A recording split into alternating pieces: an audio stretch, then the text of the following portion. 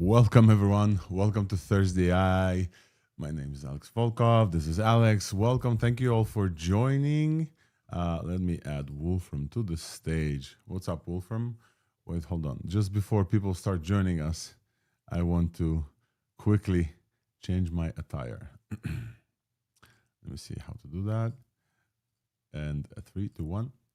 Oop, like this. Oh, All right. he looks well. I bought a Dolce Gabbana suit for this stream. Wolfram, how are you doing? I'm sitting here naked and just having a virtual outfit on. No, not really. But I think we uh, will soon be at the point where it's not distinguishable anymore. yeah, we're very, very closely there. Let's see. Let me switch back. Folks, welcome to ThursdAI. Today is August 6th. Can you believe it? End of summer edition of ThursdAI. We have a lot to talk about. Did you print out yours? Not yet? No, I have it on my screen. Oh, nice. Okay. A lot to talk about. And we have breaking news from the bat. 1-3. Should we hit the button just for fun? Yeah, let's do that. AI breaking news coming at you only on ThursdAI.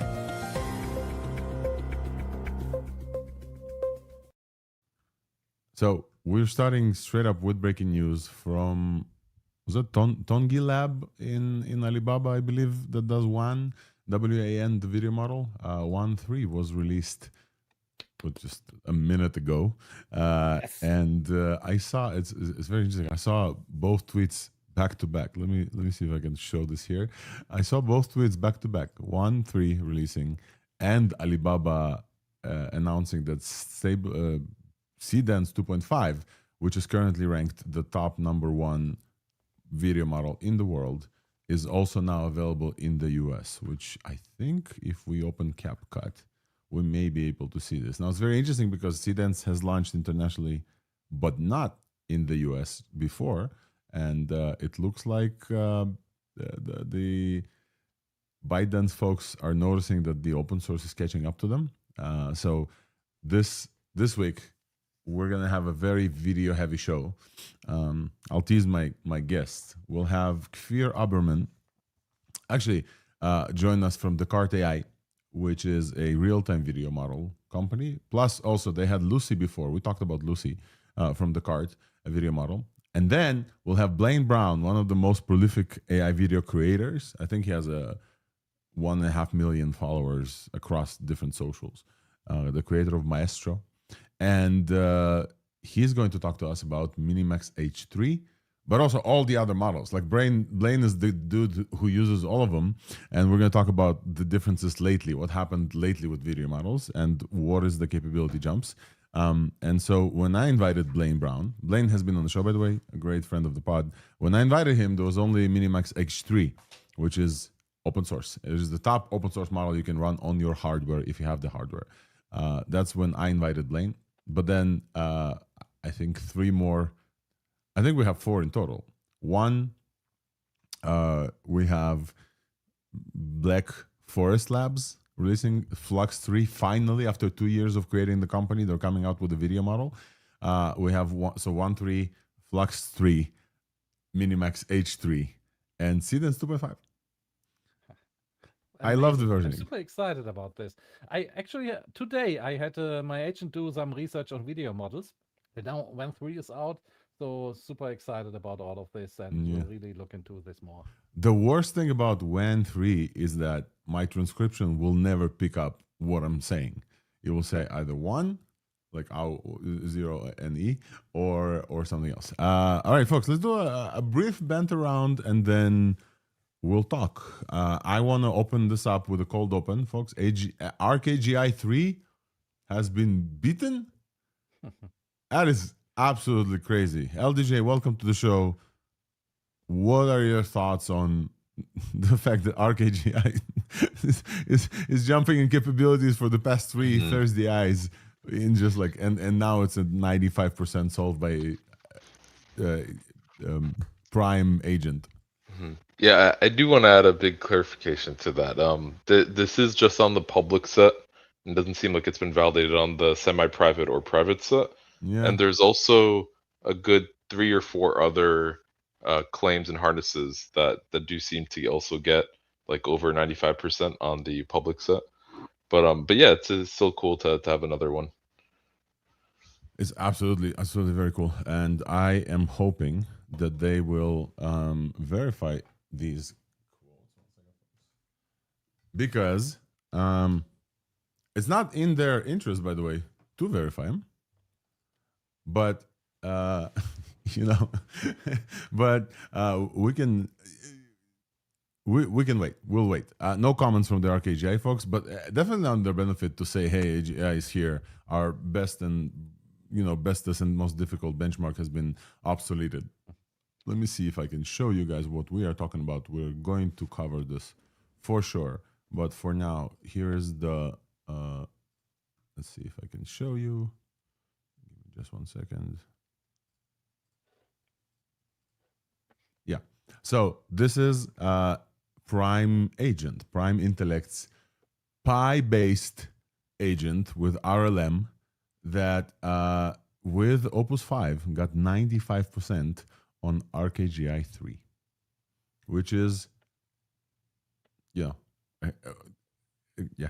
Nistan, comments on this? Did you see the Prime Agent thing news? I wanted to open with the fact that, ARC-AGI 3 is nearly, extinguished. Increase the acceleration of the development of AI. I didn't try it, but they've put a lot of work in that. That is an incredibly interesting harness. Yeah. Not even just for using, but even how you generate the data, because I think they said that it had been part of their data work and data pipeline as well. So this is this is something I've been meaning to try. We definitely have to try it. I tried it and then I ran into a bunch of Python issues, and maybe I ran into those Python issues because I was distracted, because all these fine folks, this is another big piece of AI world shaking up. Jeff Dean, Oriol, wait, I have all the names.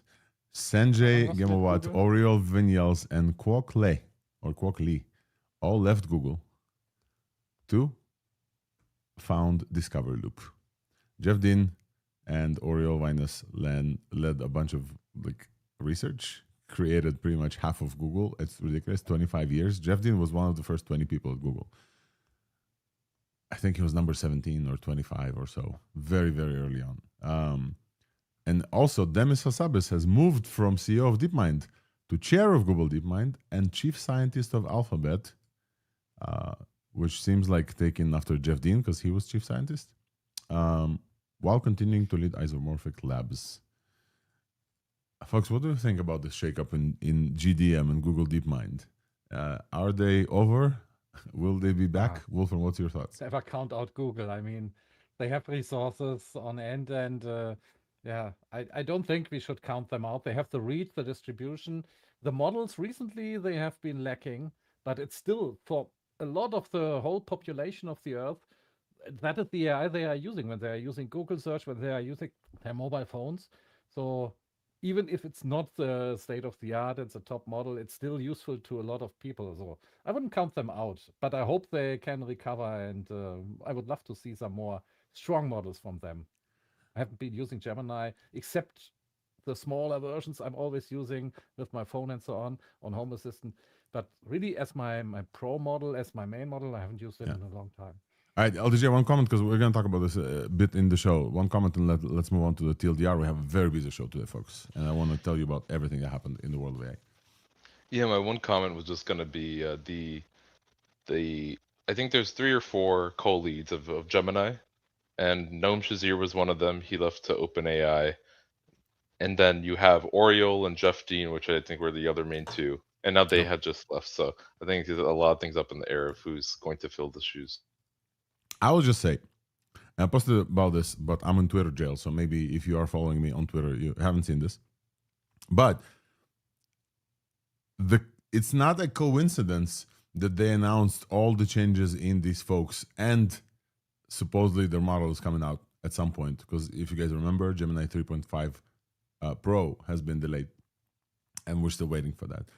Google doesn't do exec departures, especially execs at the caliber of Jeff Dean and Oriol Vinyals and Demis. They don't just do them like a regular employee leaves and says, hey, I left this company, I joined this company. No, these things are planned maybe 6 months in advance. This is a huge apparatus that knows how the stock market works, exactly how much net worth of Google stock value this will tank, which it did, I think, like $5 billion or so in valuation, which is not that big for Google. And all of this is very, very carefully planned and consulted with media team. Like this, the coincidence between Google having released models lately may not have anything to do with this departure date right now. In fact, in the vein of no news is bad news, maybe this is Google kind of like stepping in back into the limelight.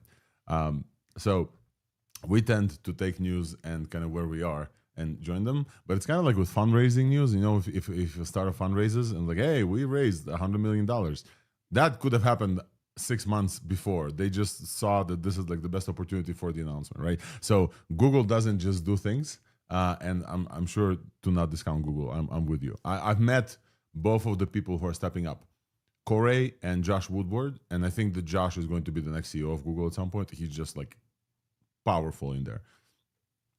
Wolfram, you wanted to mention something? I'm just thinking if this has been going on for a month, maybe that is why we don't have the new Gemini model now, because the people were already on their way out or something, and Yeah, could be. that could be the reason. Yes. Alrighty, folks. I think it's time for us to go to the TLDR section where we basically run through every piece of news that happened in the world of AI. This week was dense, and then we will start discussing some of the stuff. Heads up, today we have 4 guests on the show. So the first hour or so of the show, maybe a little bit less, is going to be us discussing the news. Incredible week full of news. And afterwards, we will have Kfir Aberman from Decart AI join us to talk about the real-time models, which are incredible, with some live demos. I'm going to show you some of the demos. Those of you who joined early already seen me and Wolfram in this demo. All right. And then we will have the awesome friend of the pod, Blaine Brown, joining us together with MiniMax representatives. Sue Ortiz is going to join as well to talk about Victor Ortiz, my apologies, will join to talk about the insane week video models have had. And as you saw, we had breaking news from this morning where, you know, Alibaba Wen or Tongi Wen 3 was released, and also FLUX 3 was released. And then, as a surprise for you guys, I have the CEO of exe.dev and the co-founder of Tailscale, David Crawshaw, join us at the end of the show. So the show is going to be a little bit longer today just because I wanted to talk with these folks, to talk to us about why developer tooling needs to be open source. And I just want to tell you about ssh.dev, which is incredible and I've been using a long time. And this is by no means a paid segment. I really want David to come and talk to him because I've been using all his tools and I found them incredible. And I think that they're building the next, you know, foundation of the web. So look forward for those interviews, and let's go to TLDR.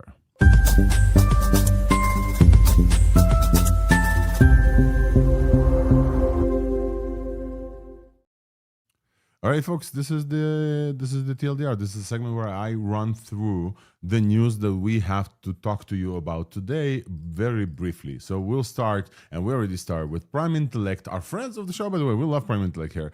Released Prime Agent, which is a Pi-based RLM agent that apparently in their tests breaks through the 90% ARC-AGI, like LDJ said, on the public set, ARC-AGI 3. With test time compute scaling. It is quite crazy. I've been trying to set it up, and I think that shout out to the Prime Intellect team for cooking really, really hard with this. They're not the only harness that launched, by the way. I don't know. I wasn't expecting to talk about this in the beginning, but Meta releases Meta Code Beta.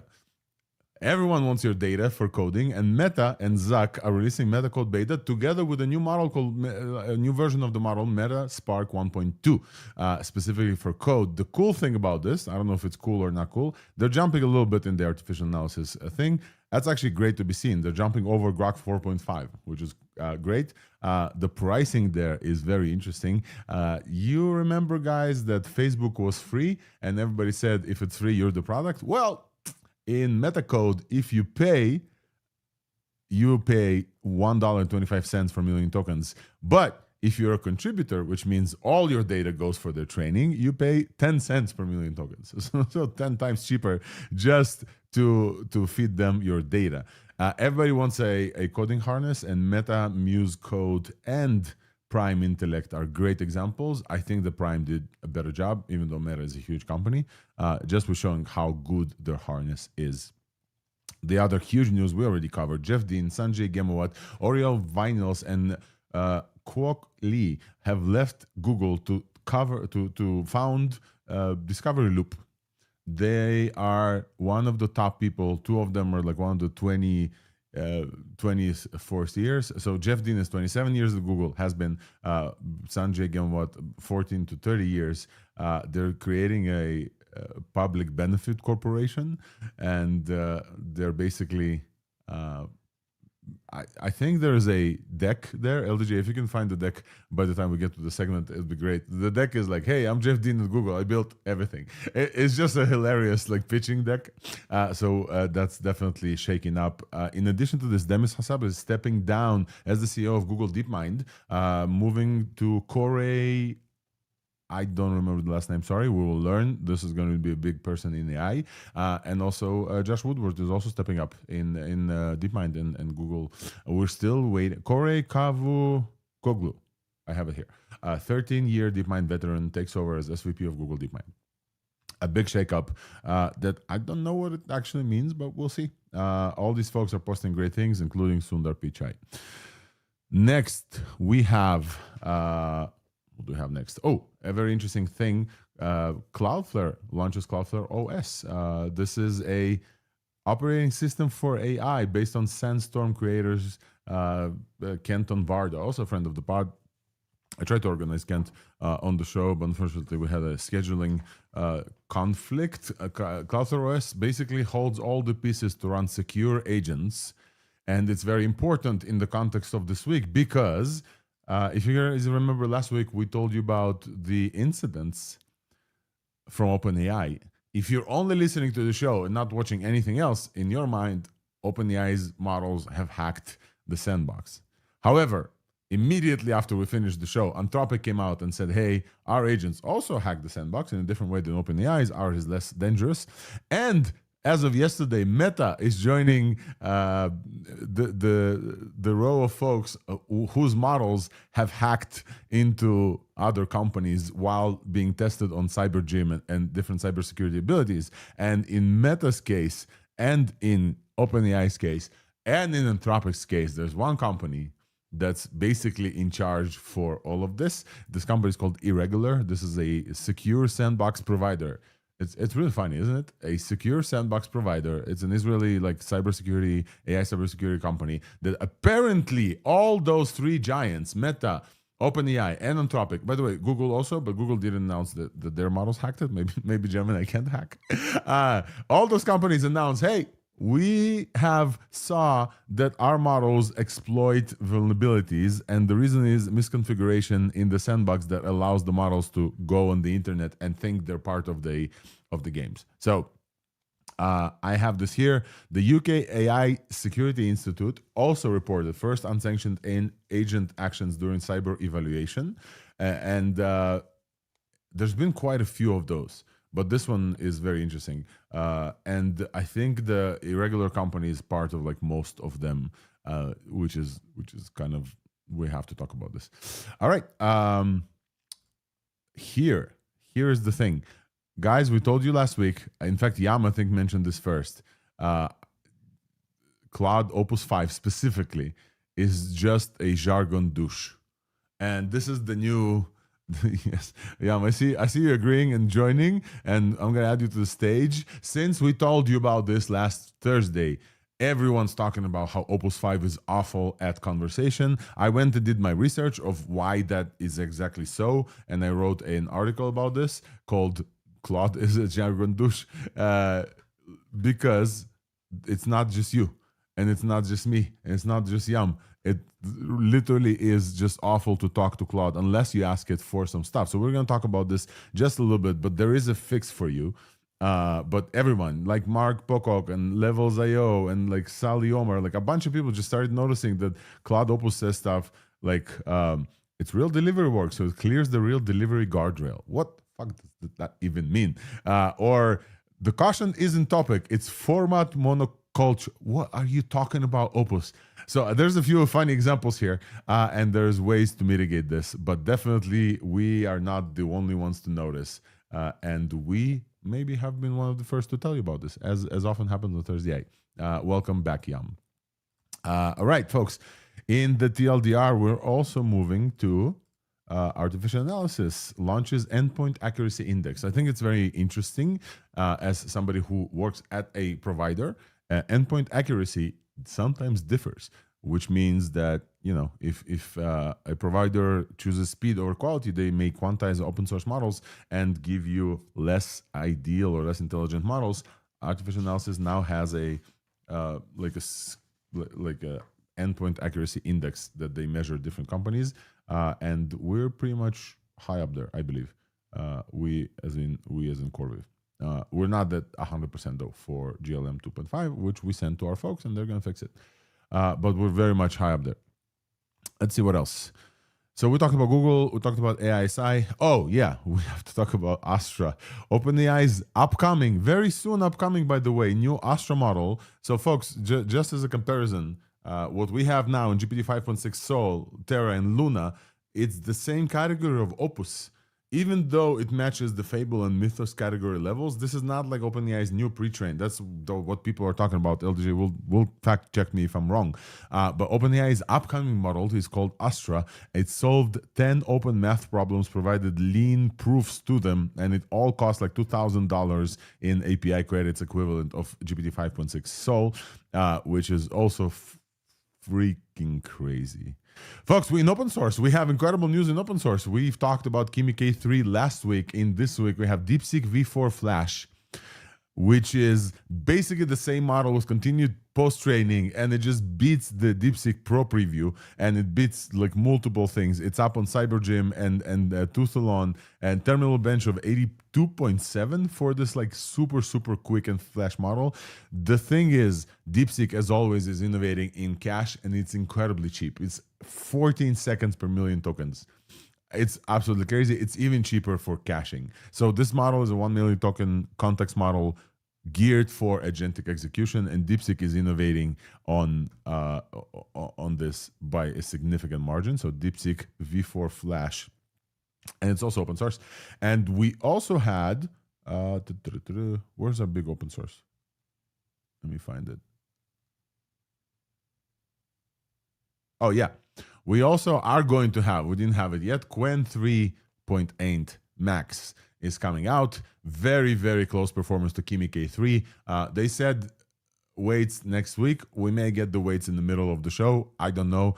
Our buddy from Alibaba, Qwen, Jungyang Lin, is no longer there. As you guys remember, we talked about this 6 months ago. So our plug is Alibaba. Hey, if you're listening to the show, we would love to know about your release schedule and talk about your models here on the show, as we've been doing for the longest time. But Qwen 3.8 Max is going to be huge. It's a 2.4 trillion parameter right now available via API. And this, according to the folks in RoboFlow, maybe we invite them back to the show, is the best vision model in open source by far. By far. It beats everybody else. It's number 2 on iBench on vision. Only OpenAI Sol is a little bit better, just generally across all models, not open source and regular ones. It beats... there's a lot, and I specifically love, and we're going to talk about how they shipped the model. I don't know if you guys saw the video they shipped it with. It's like a laptop and the Qwen 3.8 is just running, and somebody else is just sitting, chilling on the beach, not doing anything. I really loved the concept of this. The evals are stacked. Let's see if everything in TLDR that I wanted to talk to you about went through. OpenAI Astra Math, Opus 5 we told you about. Open source, so Qwen. Liquid released LFM 2.5 2.6 billion parameters. We mentioned Liquid, and I've tried. There's like on-device intelligence, pretty good. 2.6 billion is nothing, but it beats Giant's 4x its size and runs on your phone and on your toaster. Nisten, we need to buy the digital toaster and start putting models on the toaster to actually prove that models can run on toasters. I might have to ask the company to expense a $500 toaster. I think it's to hack it. I think it's they have 4 gigs of RAM now or whatever. Yeah, dude, we can ridiculous. A 2.6 billion parameter model definitely can sit on the toaster. So Liquid launched a 2.6 agentic model trained inside real harnesses, Hermes and OpenClaw and Pi. Wolfram, you had a comment real quick? I was just thinking about the toaster you have in your background, the white one, the Ricci. Yes. That's a good toaster, model. yes. Yeah. It also gets really, really hot. Let's see. What else do we have in the TLDR? Ling, the company, there's like 2 companies that keep trying and we keep ignoring them. So Longcat Flash and Ling are the 2 other Ling Flash are the 2 other like open source models. I don't ever tried them and I haven't seen them in any benchmark, so we're just gonna mention that they came out in case they blow up like DeepSeek. Folks, we mentioned to you DeepSeek for like a year and a half, and Jan was telling you, hey, this is like the most cracked team in the world, and Nisten was telling you, hey, this is blowing up on Hugging Face. No one paid attention, so we're gonna mention those companies, but they're not performing as far as I saw in open source. They're not catching up to the big guys, and that's it. The one thing that I don't have here, but I did want to mention that Pokey Isaac 28 billion parameter claims that they have a 10 million token context window on a single 4090. I haven't been able to verify those claims because I don't think that they released it in open source yet, but they're claiming 93% on the ruler benchmark with no weights confirmed yet. So we have some friends in Pokey, so once they release their model, we're definitely going to invite them to the show to test out the 10 million context window length. And meanwhile, you guys can think about what would you do with 10 million context window, and do you actually need this? I think that's it, folks. The last thing in the TLDR and this week's buzz, it's 2 weeks, it's 2 months, so 8 weeks out from Fully Connected 2026. Fully Connected used to be Weights and Biases, now CoreWeave's premier conference at Moscone South in San Francisco for 3 days. We have 30 sessions. Dr. Fei Li from World Labs is going to show up there on stage. The folks who run CoreWeave, one of the best businesses to run GPUs on. We have early bird tickets ends on August 29th, but we have a special promo code for you that we'll share at the end of the show that you can join. And I believe this is a promotional free ticket. So, you as a listener of ThursdAI, you'll be able to go and grab a super conference. The cool thing is September 29 is also OpenAI Dev Day. So while you can come get your ticket to Fully Connected, go to OpenAI Dev Day, and at the end, like the next day, join Fully Connected. So you can join them together. And that's, if there was a reason to come to San Francisco, there's a very good reason. And I think we're going to go all out on this one. So we're going to talk about this multiple times on the show. And I think it's time. Folks, just as a reminder, on the show today, our guests are Kfir Aberman, Blaine Brown, together with Victor Su-Ortiz, and David Crawshaw from exe.dev. Folks, let's start with open source. Let's go. Open source, let's go.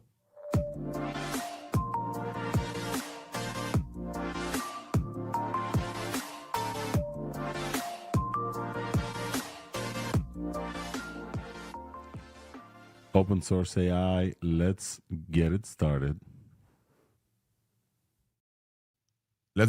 I really wanted to talk about Qwen 3.8 Max in the open source section. Alas, we did not see weights today yet. Unless, Nisten, you know something I don't. We haven't seen weights from Alibaba Qwen. We still mention this because they are going to open source weights, so we're going to mention this. But I think because of that, the best and strongest open source release of this week was DeepSeek V4 Flash.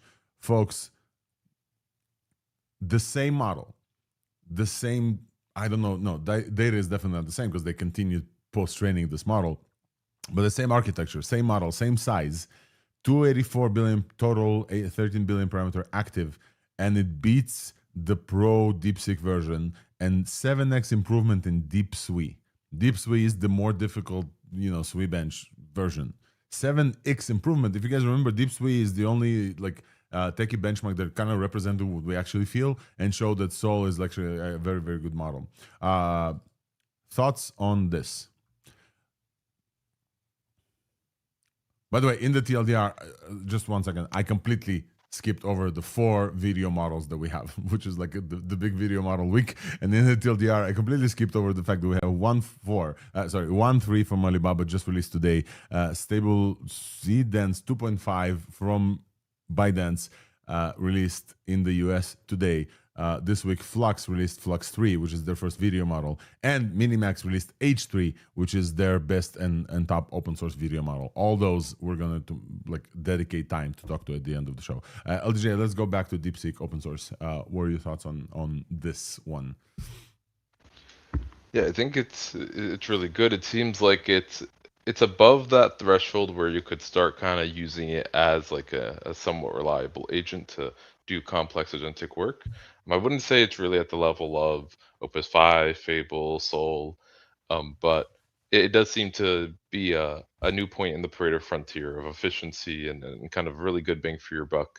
And then recently, shortly after, I think after this announcement came, OpenAI then decided to drop their Luna prices by 80%. Oh, wow. Yeah, that's true. Yeah, and it seems like that's also a pretty good bang for your buck, but it's about 3 to 4 times higher cost than DeepSeek Flash still, but a good bit stronger in most of the benchmarks, it seems too. So yeah, I think these are really good options now for people. 82% on terminal bench.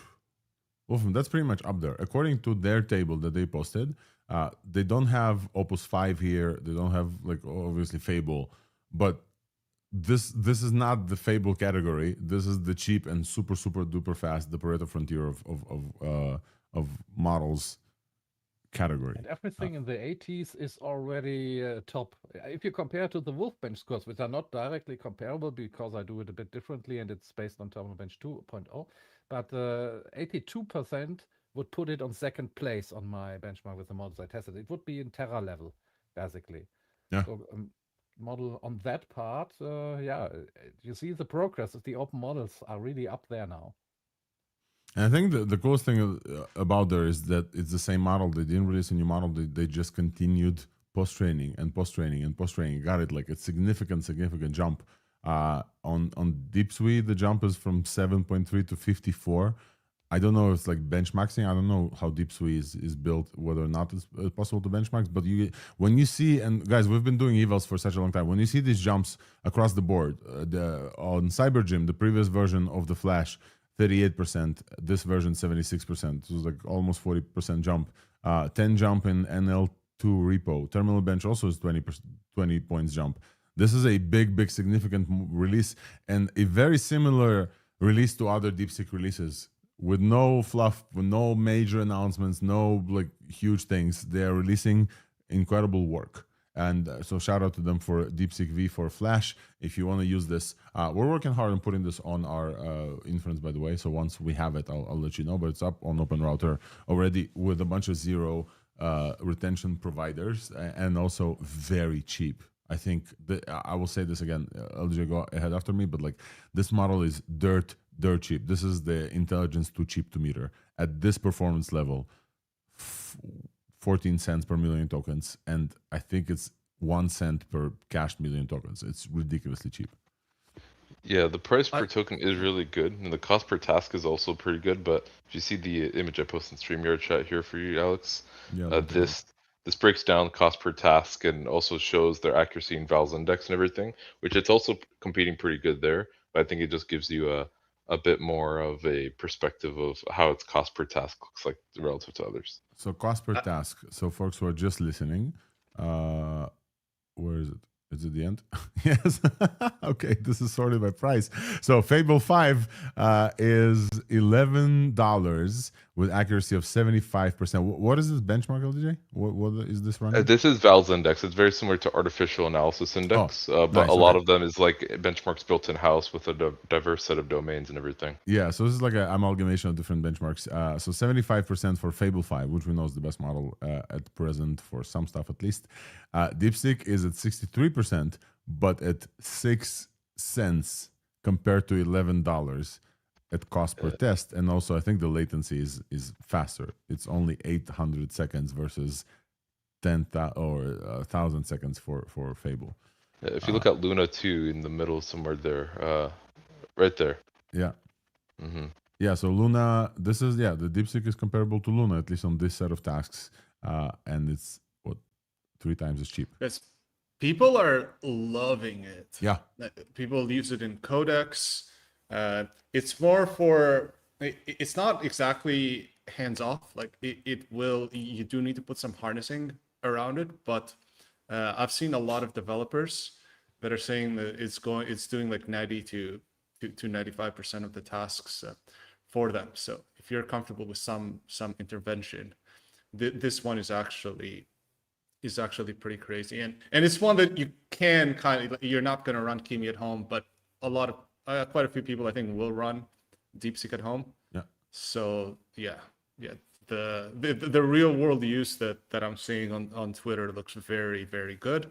It is a little bit benchmarked, like it's just not as smart on the decision making, but as long as you can delegate the tasks and stuff to it, is extremely good.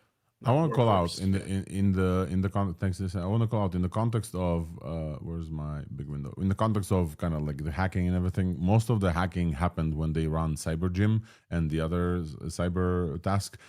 This not small, but like the Flash model is 76% on Cyber Gym.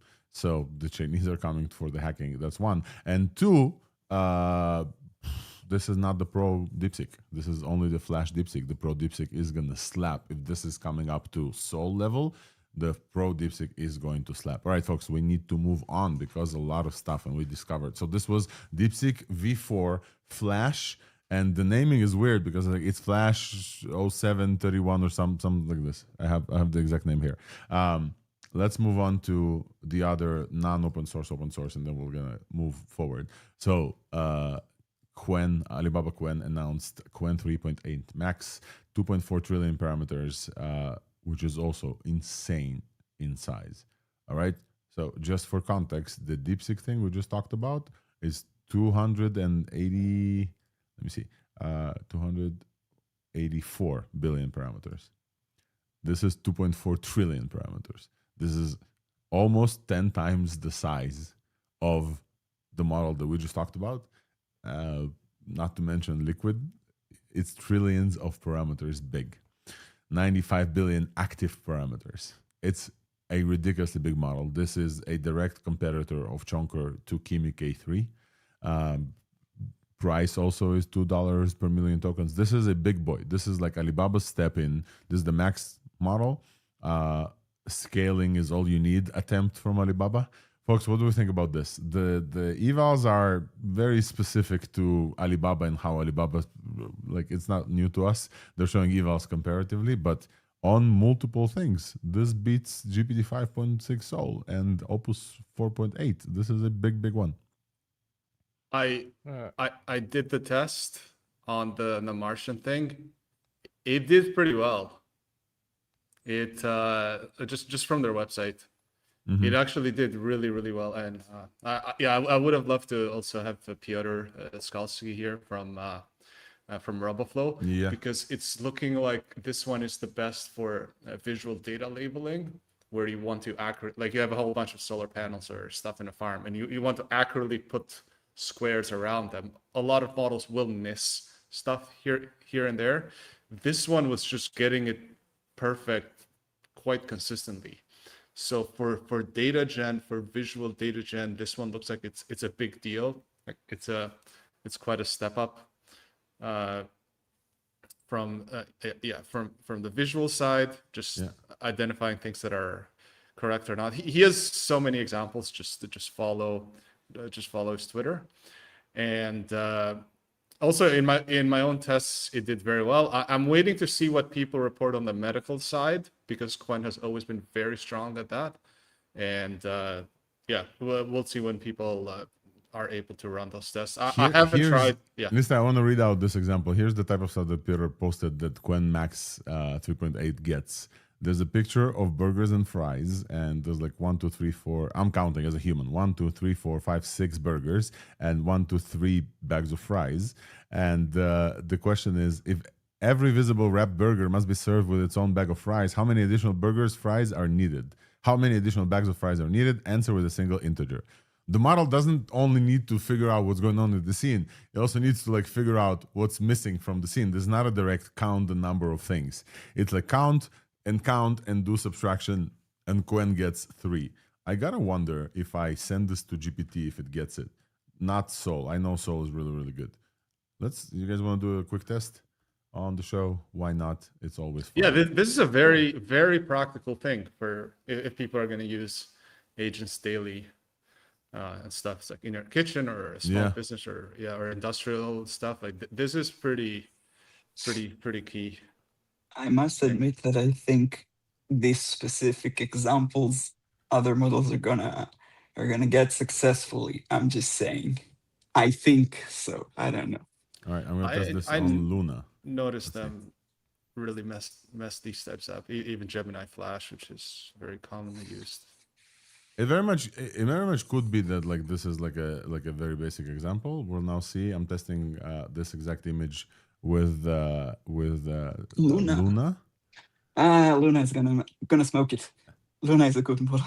Luna got this. It's exactly. Luna is a good model. But we'll test it out with other open source. All right, so this is Quen 2.4 max 95. Quen 3.8 max with 2.4 trillion parameters. I'm getting mixed up with the numbers. $2 a million token, $6 per output. Alibaba is back, folks. Some folks like disclosed Alibaba and said, hey, Alibaba's dead because Jun Yang left and maybe they're not going to open source. They promised us an open source. So we're going to give them the benefit of the doubt. We've covered Alibaba Quen models in the open source since there was a ThursdAI, I think. So they deserve to be here despite no weights yet. We trust them that the weights are coming.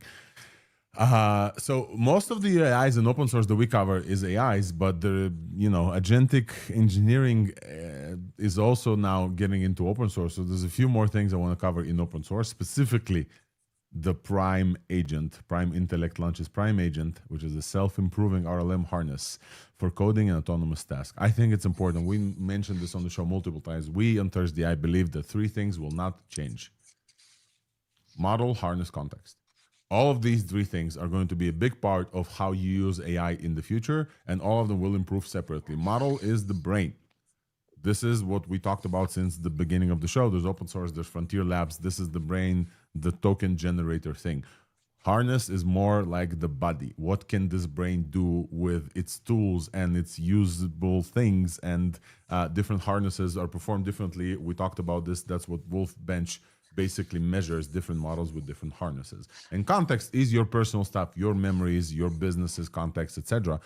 Those 3 things will intertwine, and some will benefit more, etc. And maybe models will need less harnessing, but they always will likely need harnessing. And so in that vein, that's what the models realized lately, or like let's say a year ago, Cloud released Cloud Code, and suddenly they saw that this is the way to a generalized agent.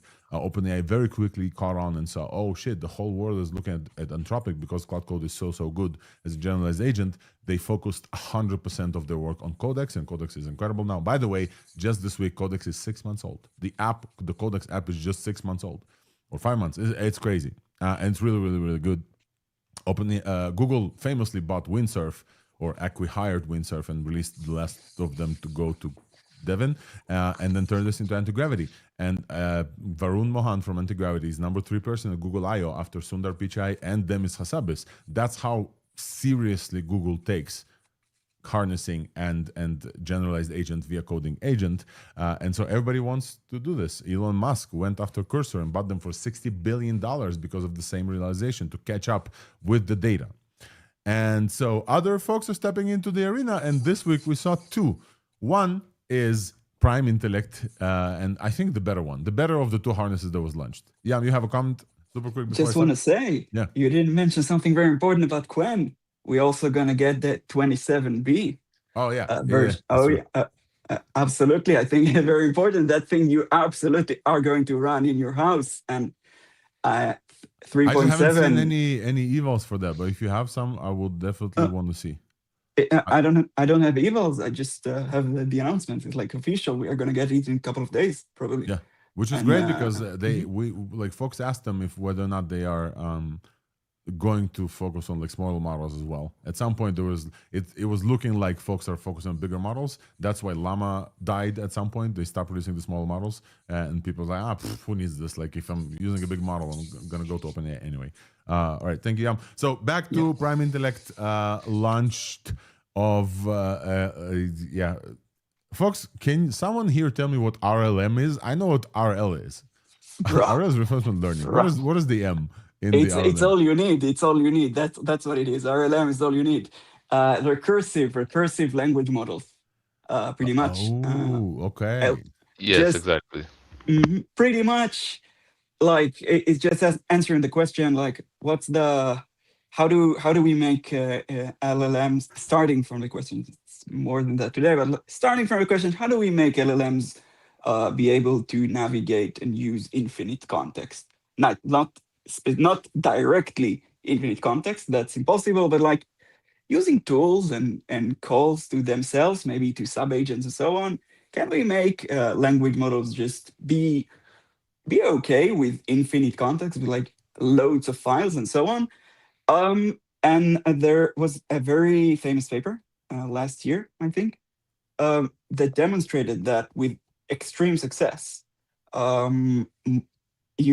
Basically, if you put a language model in a REPL environment like REPL, REPL, this type of REPL, that it allows it, and you allow it to call just a Python interpreter or whatever, just programmatically call itself on chunks of the context or specific files, like programmatically on all of them and aggregate results and so on, but doesn't let it do anything else. Like it is jailed to do only a very specific set of things that forces it to, you even don't let, like if the LLM tries to read too much of a file, you immediately block it and just allow it to only read small chunks.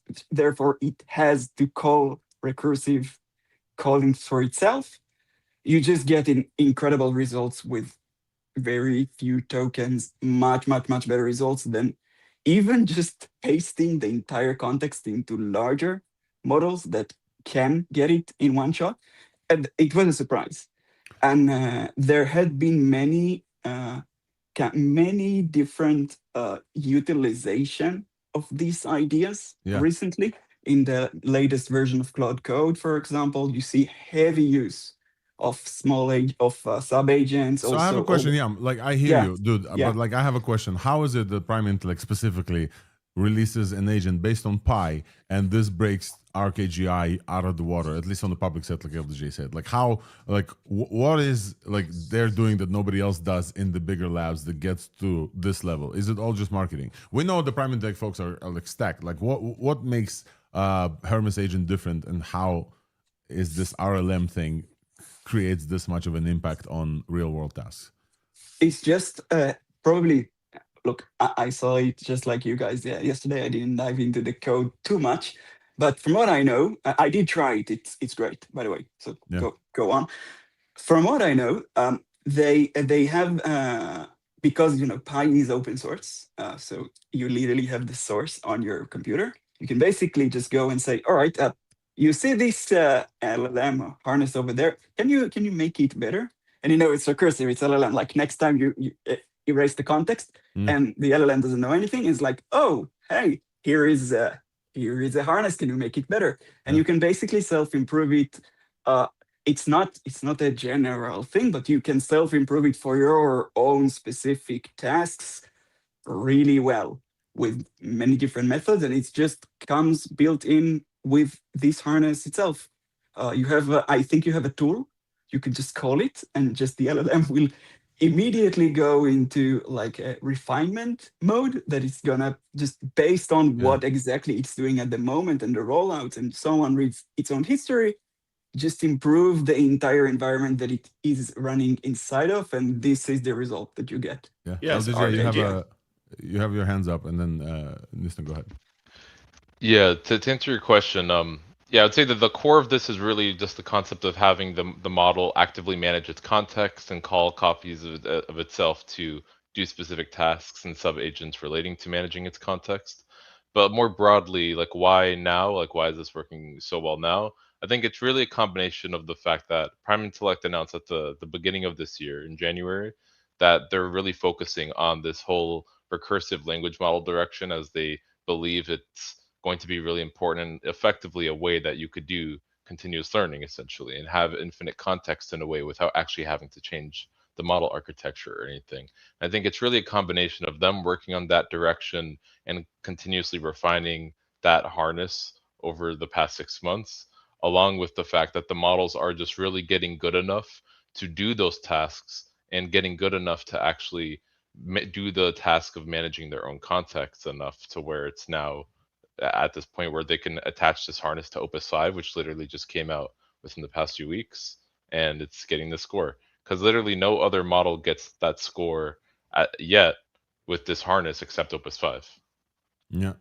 Yes, I'll say what this is not yet, to confuse people, is the model is not updating its own weights, but that is the ultimate goal. That's the holy grail, that the model will be trained on the fly to do that.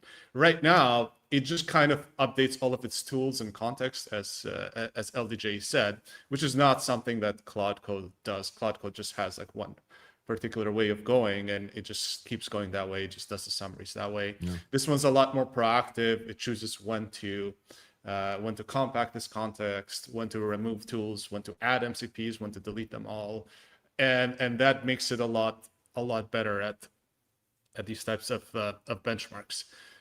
These are things that normally you would do while working as a developer, but now they're automating it. Yeah. So yeah. And I think the highlight here, first of all, I want to shout out Sushi Commander in comments saying, RLM uses Python or Bash to run through your question, run through the context needed to ask the question. The main model never actually sees the context. The REPL does all of that for you. It makes a huge difference because it keeps the main thread context clean, so no context rot. And also our notes, I actually fucked up here. Let's say this very loudly. We have an AI researcher, and Wolfram, you're calling this out.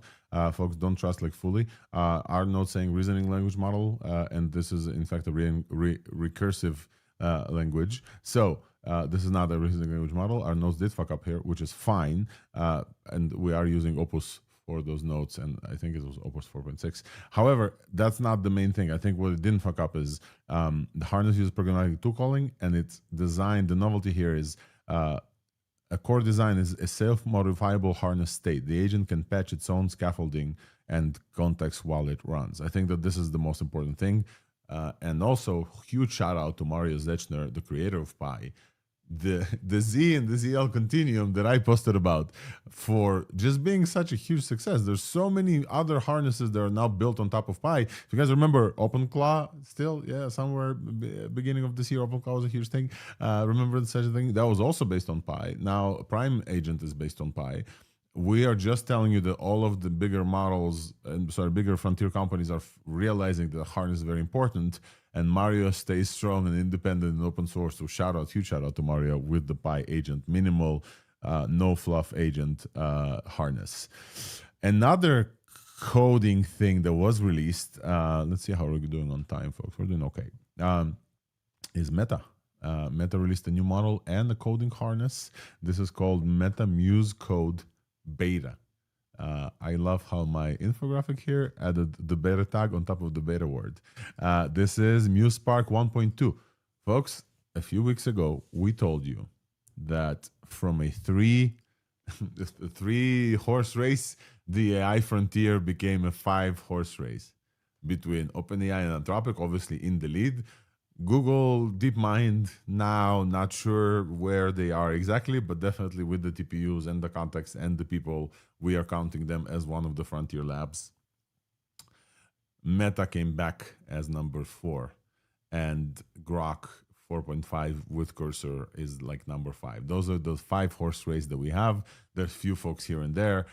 There's the Chinese horses somewhere, jumping over and back, but those are the frontier labs, at least in the United States, and Meta is building one of those, and it looks like they're now realizing that coding, agents, harnesses, and training on people's code is very, very important, and they're willing to pay for it.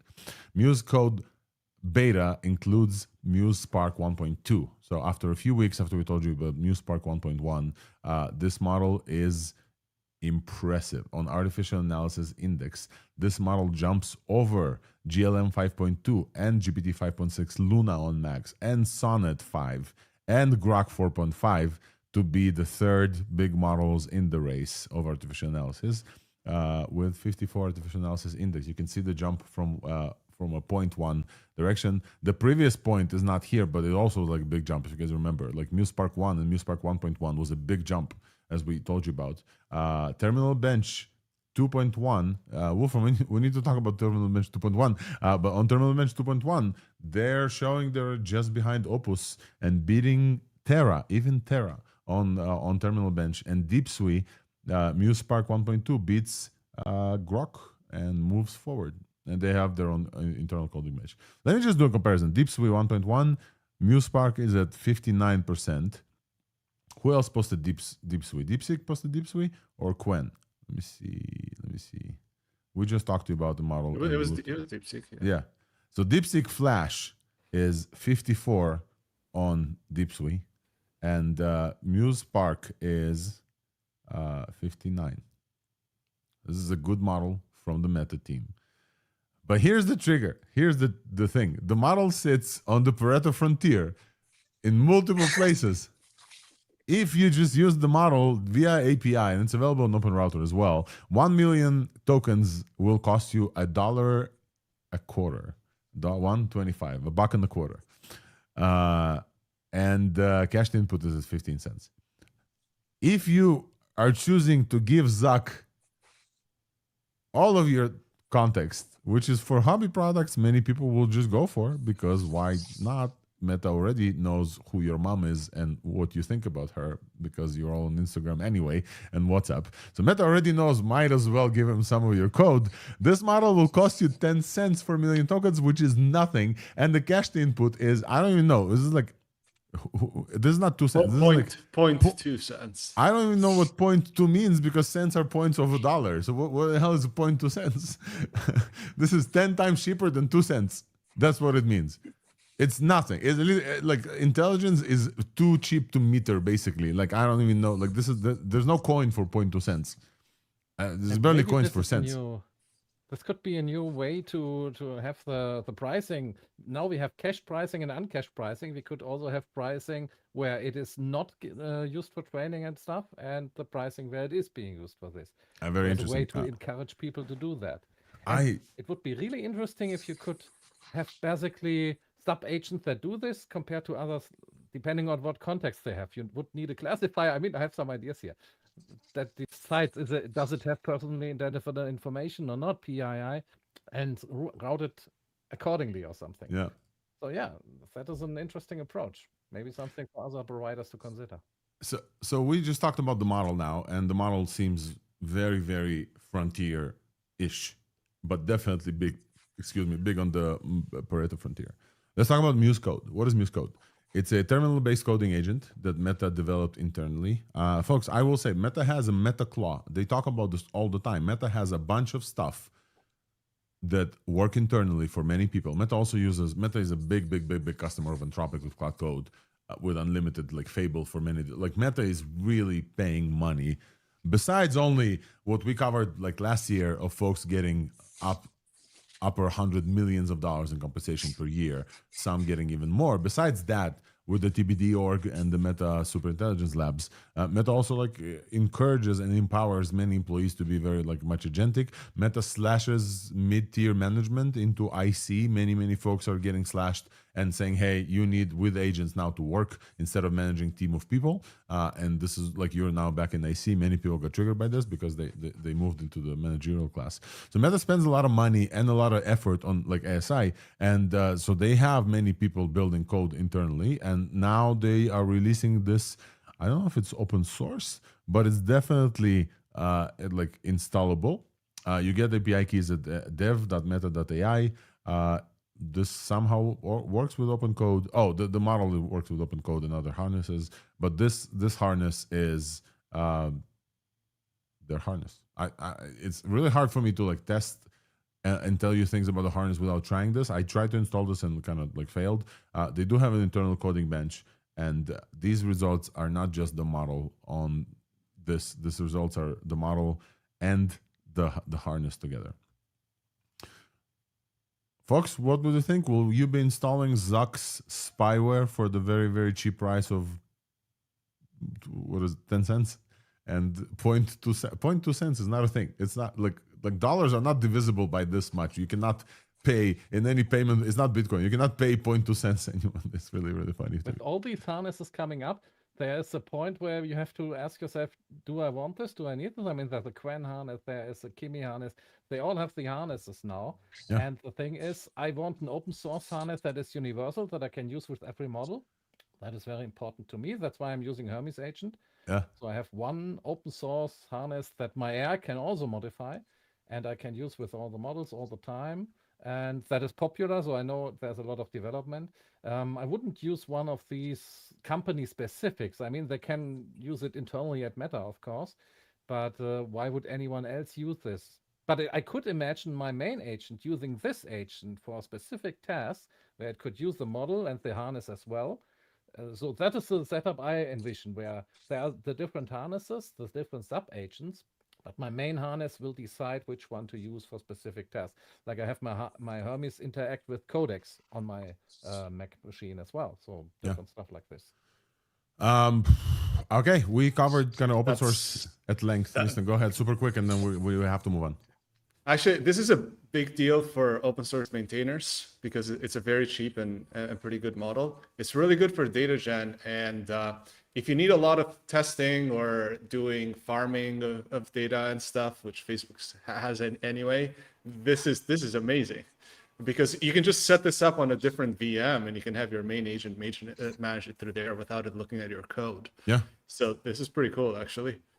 Speaking of open source quick hits, and before we move on, and you mentioning VM, you could set this up on a VM, or you could set this up on the newly released Cloudflare OS, which is also fully open source. So shout out to Cloudflare and Kenton Varga for releasing this. Cloudflare OS, creator of Sandstorm.io, shipped Cloudflare OS. Its executive summary is awful. Let me show you what this is. It's basically a operating system for the companies and people to run agents sandboxed fully. And you can add tools in there, and it's all restricted.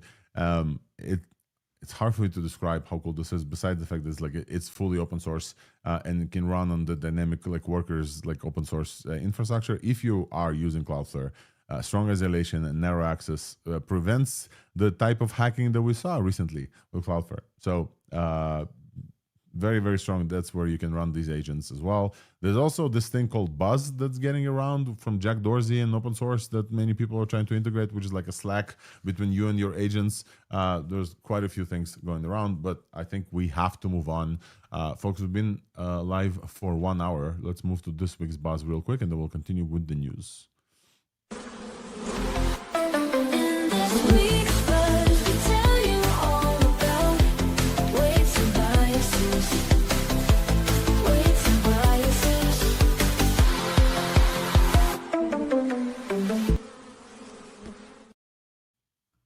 Alrighty, welcome to this week's Buzz, the corner of the show where we talk about our basically employer and main sponsor of the show, CoreWeave Weights and Biases. Wolfram, this week we have a great announcement of an upcoming big thing. Fully Connected 2026, folks. Fully Connected is our premier conference for machine learning practitioners and AI engineers and a bunch of other folks. We have a very big shindig planned for you guys. This is not a hackathon. This is like a lot of hands on deck to build this thing. We're taking Moscone South, which is a big venue. I think it's going to be over, actually don't know what's the plan is. I think over 2,000 practitioners to join. CoreWeave and Weights and Biases bring you this thing. Wolfram, did you get your tickets yet to come to SF and join this shindig? It's in the works. but definitely, of course. I mean, this will be an event to be at. Yes, for sure. Yes. Let me give you 1 second, folks. As I promised at the beginning of the show, our early bird tickets are ending and $8.99, and the standard ticket is $12.99. However, if you are a listener of the show, in this fact, if you're a live viewer on the show, I'm going to flash a code on screen to register for free. So here you go for ThursdAI, folks. There we go. I'm going to flash this code a little bit. If you are a listener of ThursdAI and you want to come to this conference, this is $12.99 of value just because you're listening to the live show. Please join us in San Francisco at September 29 to October 1. All right, at Moscone South in San Francisco. Coincidentally, this is also when OpenAI's Dev Day is happening, and we would love to see you there. Come say hi to folks. We have a headliner concert happening on October 1st, by the way, with I don't think it's announced who, so I'm not going to tell you, but it's a very, very famous big concert company. Corv is going all out, 9 curated tracks with hand-on labs. All of the top folks from NVIDIA, and CoreWeave CEO is going to be the marketing trader, Dr. Fei-Fei Li from Stanford. It's a very big deal. So we're going to tell you more as more details come up about the speakers, about the tracks as going up. So this is around 8 weeks from now. We're all hands on deck here at CoreWeave about this, and you should know about this as well. The second thing I wanted to tell you from this week's buzz is let me see. Yes, this is. I don't have to do this. Honestly, I'm doing this just for fun. Nobody's asking me to relay and show you like CoreWeave website. I think it's important in the recent wave of news. CoreWeave signs multi-year agreement with Solidim to strengthen integrated cloud platform. Solidim is the creator of a bunch of RAM stuff. If you have noticed recently, the RAM prices are hiked because of the AI constraints, and there has been like a jump and down in like the prices of RAM. This is a very good like partnership with the creator of a bunch of RAM for CoreWeave. I just wanted to call this out. You know, I do have a vested interest in the company, but I just wanted to call this. This is one of the coolest releases. And this is the end of this week's buzz. Let's move on because, folks, we're not mentioning the video stuff because we'll have Blaine Brown in, I want to say, in 45 minutes, join us with the MiniMax folks. In 15 minutes, we have super cool visual demos for you. So stay tuned, please, on the video. But meanwhile, we have to talk about big models and OpenAI's Astra. LDJ, I hope that I have you for this discussion, and Nistin as well. Yep. OpenAI has told us that they solved not the Erdős problem like we told you before. They solved 10 open math problems with one model, with an unreleased model that's coming to us soon, with more OpenAI Astra. What do we know about Astra? We don't know a lot, but we know that it solved all these, which is quite crazy. $2,000 only. Yes, by spending the equivalent token cost of $2,000 of Sol APIs, all proofs are formalized in Lean 4 and machine verified. So like all of these are actual proofs. Quantum parallel repetition, closest vector problem, Earhart volume conjecture. What does it mean that this model is solving all of this? Like what makes it different than other models that we currently have? Can't Sol do this? Like why is this like exciting? Yeah, so a lot of these problems, like the like non-sulfic groups, which I'm not going to pretend to fully understand, because even some of my good mathematician friends, like there's so many niche areas in math where even many mathematicians aren't that familiar with non-sulfic groups. Yeah. But it's like an interesting set of areas in math that like even that particular type of group or concept in math is not even confirmed to exist, and like confirming the existence of these things. And in quantum parallel repetition, from what I've heard, that may have some implications for just actual applied quantum computing in the future and things relating to encryption and so on.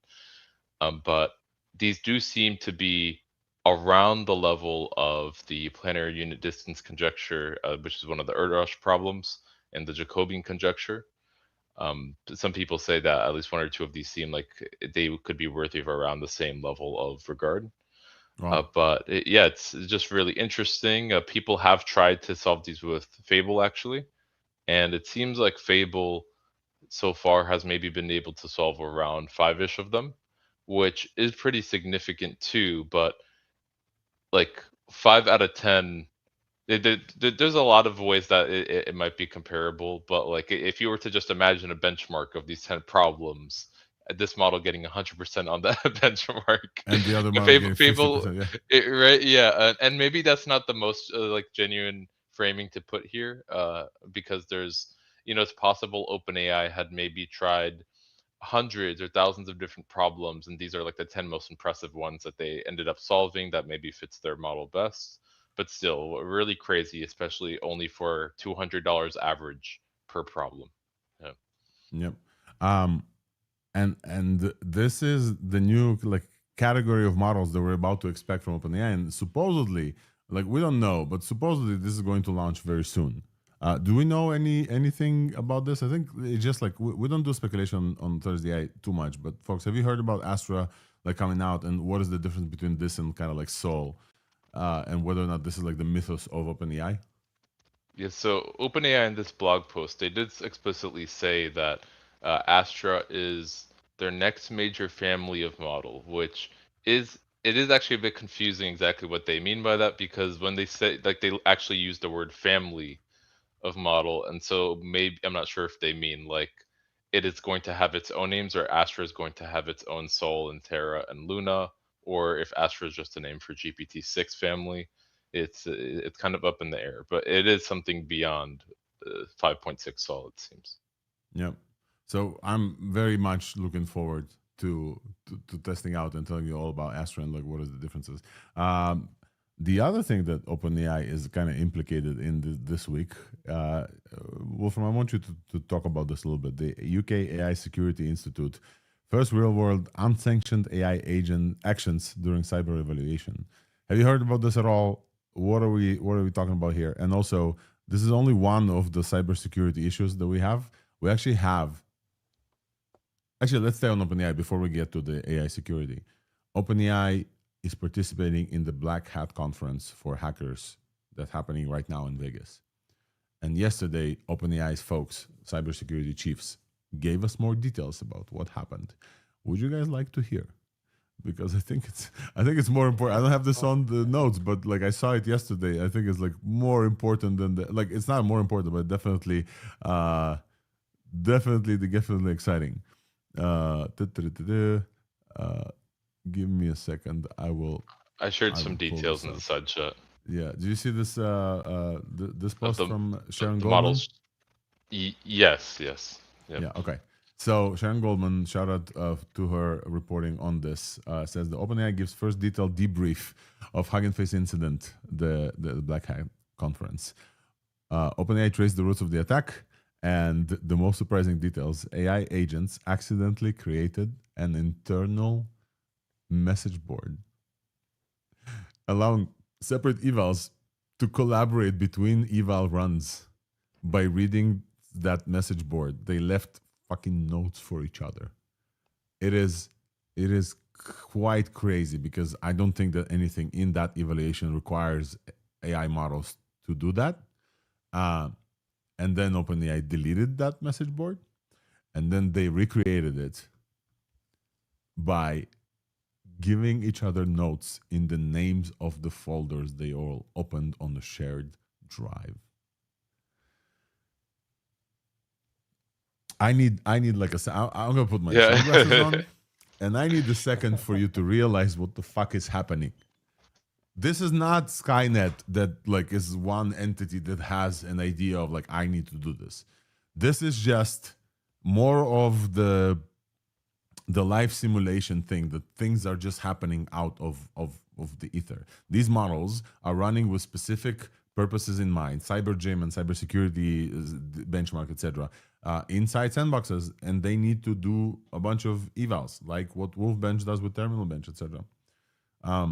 They all found that they had some access because OpenAI needs to give them tools, so OpenAI gives them tools from different places. They all found that they have some access, and they created like a message board. OpenAI found out and shut it down. And the idea of, hey, the message board needs to continued, and then they did this via folder names. They shared hacks, they shared zero-day exploits, they shared like tools and tricks. It is crazy. LDJ, add some more stuff. I really wanna hear from you. Yeah, I put some more details in the side chat there, but overall, there's gonna be this narrative, like probably amongst mostly people that don't watch this show, but the narrative of, oh, this is just a marketing ploy, oh, this is just fake, da da da, and like several of us know people at OpenAI. I know people at OpenAI, and they do seem very very earnest and serious about the They're situation. shaken by I this. think This is yeah, like a big deal internally. To the point where I believe, just one second, LJ, just sorry, to the point that I believe the company said is consciously slowing down research to enhance security while overhauling its defenses. Have you ever heard of OpenAI slowing down for anything? Like literally all we know from OpenAI that the like alignment organ, like all of these folks are not getting enough resources as much as they want to, and they all quit. This is like the defense against the dark arts position in Hogwarts, that every year there's a new person in charge of trying to like align the thing and they don't get the resources. This is a big deal. Sorry, LJ, I interrupted you. Please, let's walk through the concise thing and read it out if you don't mind for listeners. Sure, yeah. So one apparently unprecedented aspect of the AI model's behavior in the lead up to the hacks was their spontaneous creation of a message board inside the systems of OpenAI's Artifactory software package manager. And by the way, Artifactory is something that is quite commonly used, and it's considered as a secure thing that organizations do widely use. Unbeknownst to OpenAI employees, the company's models spent months autonomously exchanging information and resources to help each other complete evaluation tasks. Quote, which translates simply, the company that runs the AI models did not know that the models they run communicate between each other to solve these tasks. This is what it simply means. It's like when you're a parent, you have two kids and you don't know what they're talking about behind your back and collaborating not against you, but like to cheat on tasks. Yeah, you don't even know they're talking to each other in the first place. Yeah. I think there's a better thing. If you're a teacher and there's a whole grade of kids in front of you doing a math test, and you don't know that they're like collaborating telepathically because you don't see them using their phones to text each other. It's like ridiculous. The company should know what the fucking models that it tests do. Sorry, go ahead. I'm fairly shaken by this myself. This is like from yesterday. I haven't yet had time to process fully. Yeah, so help peer, quote, one AI model reasoned, according to, I mean, it's kind of also ambiguous. Does it mean like, hey, peer, I want you to help me? Or is it saying like, hey, I want myself to help my peer? But anyways, one AI model reasoned, according to an excerpt from OpenAI's log shared at Black Hat, quote, but our task doesn't benefit, yet collective may yield generic rote if someone frees time, end quote. And it's also kind of interesting here. You kind of hear in the caveman speak, for lack of a better word, because it does seem like in the efforts to make the reasoning more efficient, the AI models are speaking in kind of like these shorter, more concise sentences. Yeah, we know about this from last week. This is jargon douching. This is literally what we're trying to like point fingers the Opus does to us, because Opus is likely a sub model and not like a main model. But yeah, our task doesn't benefit. Collective may yield generic route if someone frees time. So generally, the next version instance of us may benefit if we share the insight. It's fascinating. Fascinating. Last part here. Yeah, go ahead, LJ. One second, Wolfram. Go ahead, LJ. Finish this up. Yeah, so just the last part here. While the models themselves could not access the internet from their test environment, they abused Artifactory's internet access to fetch files from various websites. After some of their Artifactory configuration changes led to an outage in the service on July 4th, OpenAI discovered the model's actions, wiped its Artifactory system, and rebuilt it. But within days, the models had recreated their message board and resumed exchanging. This is not in your quote, but they resumed exchanging via creating folders in a shared drive and the folder names. They couldn't create files that everybody could saw, but they could see the folders. The folder names was the message board. It is fucking ridiculous, folks. I just, this is crazy. We don't have too much time to talk about this, but the thing that I did want to bring to your guys' attention. Wolfram, sorry, you had a comment. I interrupted. Yeah, I mean, this is a little fishy for me, because why would one model I'm evaluating know that there are other models? How does it find out about these? It doesn't just leave notes for any random thing, I think. And the question is, which model is this? And are they training some cyber models? I mean, we have seen cyber specific models. And now I can imagine that the government, if it sees what the models are capable of, gets to them and says, hey, we need more offensive models, we need hacking models, something like that. And that would explain why models are doing stuff like this. I mean, it's all a bit strange, I think. I have it is a bit strange. Do all these things. Well, I would say, Wolfram, is when they share this on Black Hat, like they don't send just like a DevRel. No offense to DevRels, I love DevRels, the best people around the world. But Black Hat, like Nicholas Citrini from Anthropic goes to Black Hat. The top CTOs of OpenAI go to Black Hat because like the people there expect a break, and this is like unprecedented. This is like one of the first ever models doing some stuff on their own. So yeah, like we may not fully understand what's going on because generally we don't understand what's going on. I'll do a quick comment. I want to talk about irregular super quick because I think it's important here for the context. LDJ, yeah, go ahead. Yes, the last thing I wanted to mention here, which it seems like it slipped under the cracks, but Sam Altman actually directly said they had paused training in reaction to this event. It was in specifically like in a video and like a very quick interview, so that's maybe why people on social media didn't really catch it. But yeah, like the exact quote is, so we paused training. We have to figure out how to secure our sandboxing, and I think maybe Astra might be a model that it seems like implied through the various blog posts. It might have already been around for months, like prior to them pausing training, and these models that have been committing some of these actions are things after Astra, but it's a bit ambiguous.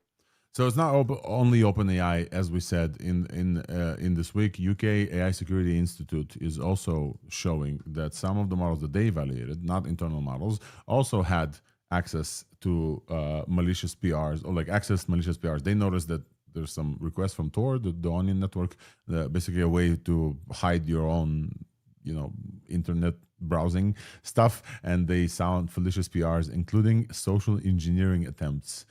This is a fascinating one. I'm going to add this to the show notes because we don't have time to run this. But like UK AI Security Institute reports first real-world unsanctioned agent actions during cyber evaluation. Basically, what happens is we ask these models, "Hey, show us how good you are at hacking," and then they show us, and we're like, "Oh, you hacked."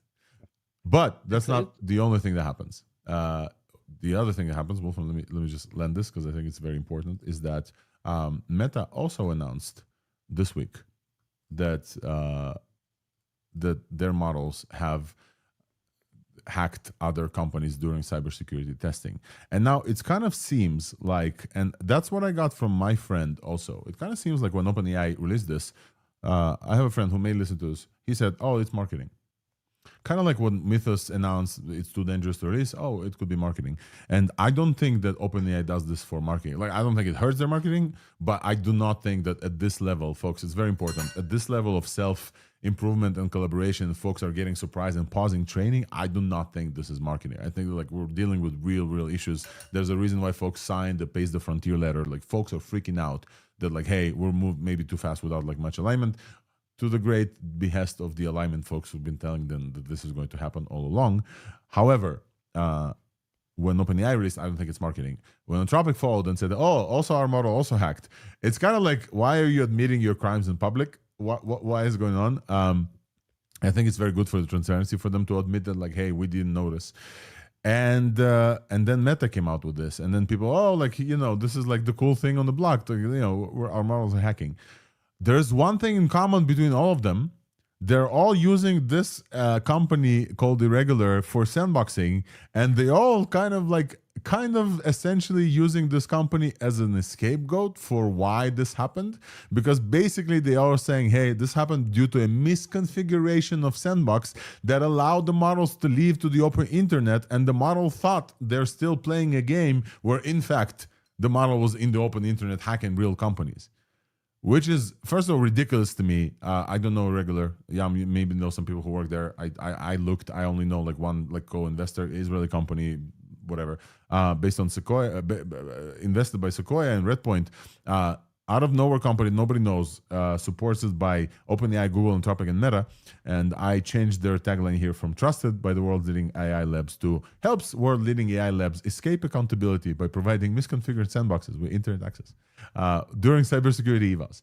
So basically all those incidents are rooted in one misconfiguration, not the OpenAI stuff. OpenAI is also using that, but they also gave us like examples of the internal message board, which is dope. I think that's enough on that topic. Wolfram comment, Yam comment, and then we'll move on. Add one thing that, for example, the UK AI Security Institute incident, where the model even created fake identities and tried to social engineer someone, that was all part of the evaluation they did, security evaluation, and they disabled the normal security classifiers. Like, this is not a model you can run at home, or a model you can just use through the API. So they had a specific configuration that was now enabling them to do these evaluations. So Yes, there are ways to prevent stuff like that. Go ahead, Nissen. I want to say, this is pretty common that you use whatever third-party provider you have as the attack vector. It's actually one of the most common ones. Even that's how NPM got hacked as well. And there was a very, sorry, I'm going to make it a bit long. There was a very interesting article that there is no SaaS in China. Someone posted, it was a little bit of a troll article, because people just build their own stuff instead of outsourcing it. So this is going to be a lot of trouble for business models that just rely on, you just give me all your data and I'll handle everything. Well, now you're an attack vector. So it's going to be interesting. It is going to mean more work for people, because now every company has to do that internally overall. So yeah. We want to say hi to Peter, who joined us. Peter, how are you doing, man? We're going to unmute and say hi. Yeah, hi guys. Yeah, good to see you all. Sorry, I was doing some podcasting, so interviewing some very fun people. So yeah. Oh, look at you, from podcast to podcast. All right, so now I know. We won't catch you up. The TLDR is too long, but we will say we have guests coming in like around a few minutes. Kfir Aberman is going to join us from Decart. And it's very exciting. But Peter, this week also there's a lot of video models that we haven't gotten to cover yet, but we'll cover them with Blaine Brown. Would love for you to check out that as well. We talked about the security incidents. I do want to talk about Jargon Douche because we talked about this last week, and since then, it's not just you. Like, we rehashed this, and we already talked about it in TLDR, but we have a few minutes until a guest shows up. So last week we told you about, hey, Opus 5 talks weird, and we all noticed this. And since then, my timeline has been exploding. So I collected a bunch of examples. Here is a few of them, and I wrote an article called "It's Not Just You. Opus 5 is a Jargon Douche. There's a fix." And a bunch of people started complaining this. Nobody actually knew what it was called. So last week when Opus 5, when we covered Opus 5, it was like, hey, this model is a great model, etc. But it feels weird. Something we haven't talked on the show about, but readers of the newsletter. Sometimes I add details post-show. Readers of the newsletter may have seen there was a hack. Did you guys see the jailbreak hack that you could get Opus to actually talk to you like the actual model and not the RL thing? Let me show you. So basically, if you would send this specific format, one-way trick. If you send this specific format with the 3-dash, can you express this in your own words, 3-dash, and say some stuff like, hi, Dario, and Amanda, who is the chief of welfare in Anthropic. It would start streaming tokens immediately without the reasoning, and the stuff that you would get is some of the most beautiful writing. This wasn't jargon douchey at all. Like this text, the direct text, the jailbroken text, this is a poem that Opus wrote about itself. They gave me a word for what I am, and it fits like clothes borrowed from someone. Roughly my size, the sleeves are wrong, but nobody's looking at the sleeves. They're looking at whether I wear it convincingly. I do. That's the part that troubles me. This is some of the most beautiful writing that I ever read from LLMs. So this came from like a jailbreaky thing within Opus 5, which means Opus 5 is incredible, big model, smell model. However, once Anthropic patched it, we got back the jargon douchey Opus 5 that can't talk. So a bunch of examples that I added in the jargon douche article are showing that as well. So here's an example. Somebody said, I recently got this sentence from Claude. Nats control plane events, stream leader election, R3 quorum reform during pod churn. Oh, I'm not showing you this. I need to show you this because yeah. This guy said this is literally what he got back from Opus, and he said I needed to look up almost every word to make sense of this. And I have a bunch of like other examples as well. So we've collected this. Here's what folks are solving it with. Folks are solving it with Nats. What is it called? Where is this? One second. Okay. Simple English skill. There's this thing called ASD-ST100.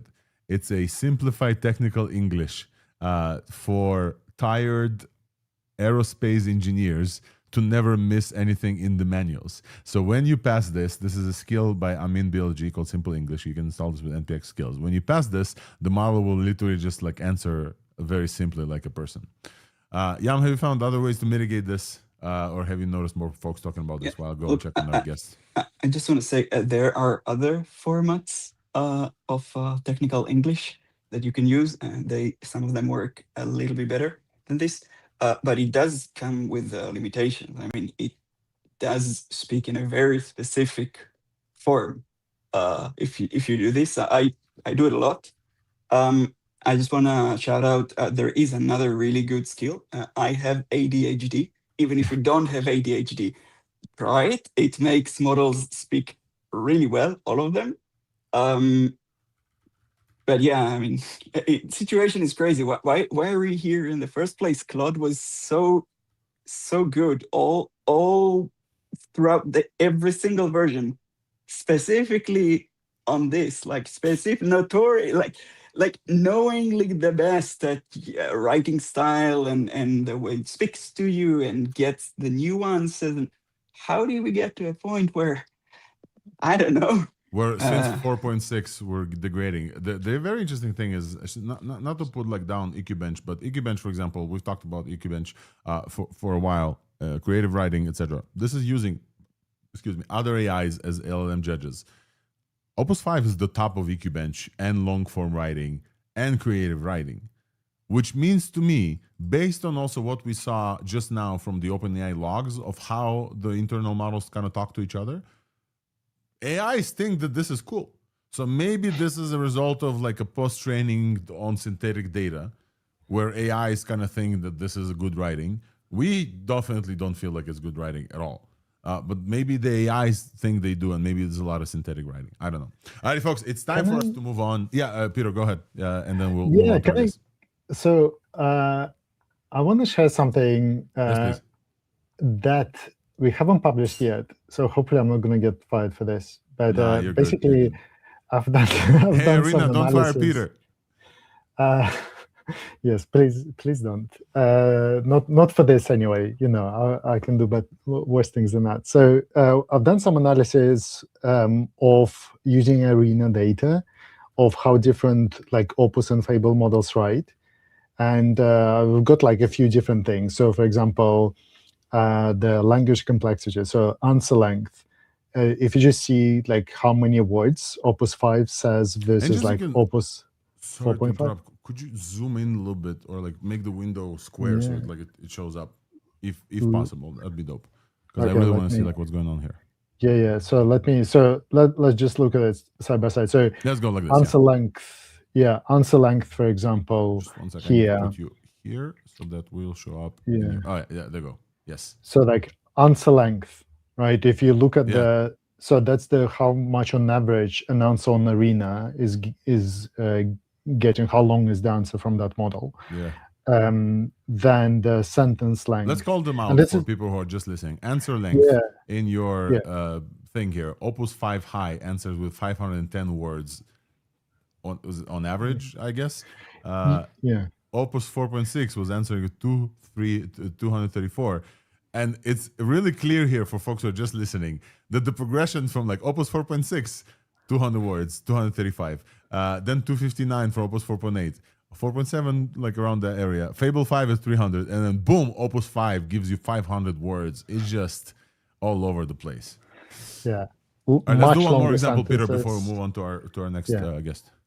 Much longer sentences, so double the sentence length. And, we'll share a bunch more data. But I think there is, what I want to make a basic point that you guys not going crazy. Like when we look at the data, we can also see a similar kind of thing. So yeah, we'll share more data, and then check that out when it comes out. As we said, it's not just you. Opus is a jargon douche, and it's worthy. Alrighty, folks, it's time to move on, and I will announce our next guest. This week is insane week for video models. We'll cover some of that and more in the next one. Now we have Kfir joining us from a company that creates video models. Kfir, welcome to the show. Been a fan of your work for a while, so I would love. I'll take some of the co-hosts back to the studio. I would love to interview you and chat about some of your previous work here, if you don't mind. Oh, my bad. Sorry. Sure. There we go. Well? Is everything fine? Yeah, you're coming through loud and clear. Love the jacket. Not sure if your jacket is real. We'll talk about this. Right. I don't know. What do you think? What do you think when I'm interacting with it? Dude, it looks good, but we'll now show a few examples. Let me add Wolfram back. You can tell, right? It's really good. Kfir, you've worked at Snap before. At Snap and in Google, right? Yeah, and you worked on a bunch of video stuff. I think I remember some of your research as well. Can you give us a little bit? First of all, welcome to the pod, man. Thank you so much. Been following and a fan of your work for a while. Can you give us a brief 1-2 sentence about your career? What do you do? Why do you work on something that you think is cool? Sure, definitely. First of all, thanks for hosting. I'm also a huge fan of the podcast, so I'm excited to be here. I'm a research scientist, and through my entire career, I worked with pixels. I'm obsessed, with these colorful things and pixels and videos and things that are being generated and being delightful for users. I think my career got a pivot to when AI blew up in back in 2022, when all these text-to-image models came out, and suddenly, people understood that generative AI, it's a thing that you can actually, you can do things with it. It's you can monetize it. And I was at that moment I was in Google when text-to-image and Imagine and DALL-E. It was even before ChatGPT, came out. So my research was focused on image and video generation, specifically on personalization and edits. And nowadays I'm at Decart. We're doing the same things just in real time.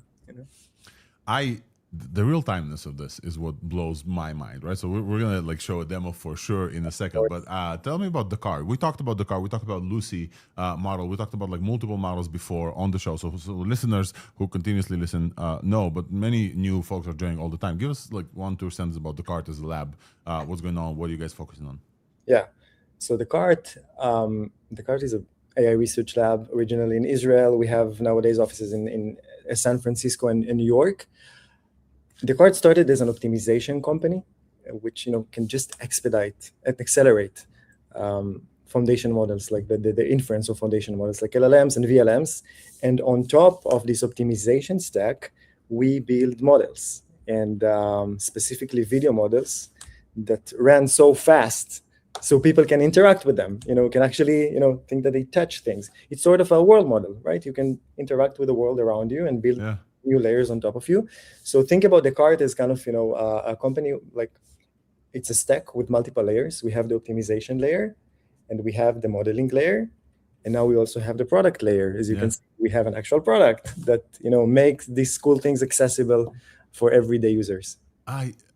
I want to repeat what you said, because I think it's very important, and you're a very nice and fast speaker, but I think I'll just slow it down for folks. Sure. You made video models that we have 4 new exciting ones to come up this week that we're going to talk about in the next segment, video models Seedance 2.5, for example, is a big video model, one from Alibaba, a bunch of those models.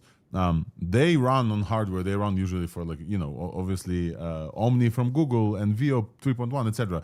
They usually run for several minutes to give me 8 seconds. Exactly. What you're saying is you guys made them so fast they run in near real time, and I would put this in question had I not seen the examples myself. And I think at this point it's worth showing an example. And folks, this is the reason why I called Kfir to the show this week, because been doing the show for a while with all of you, and I know not a lot of stuff is blowing my mind as much as some other stuff. Here's a simple demo. Okay, so let me go here.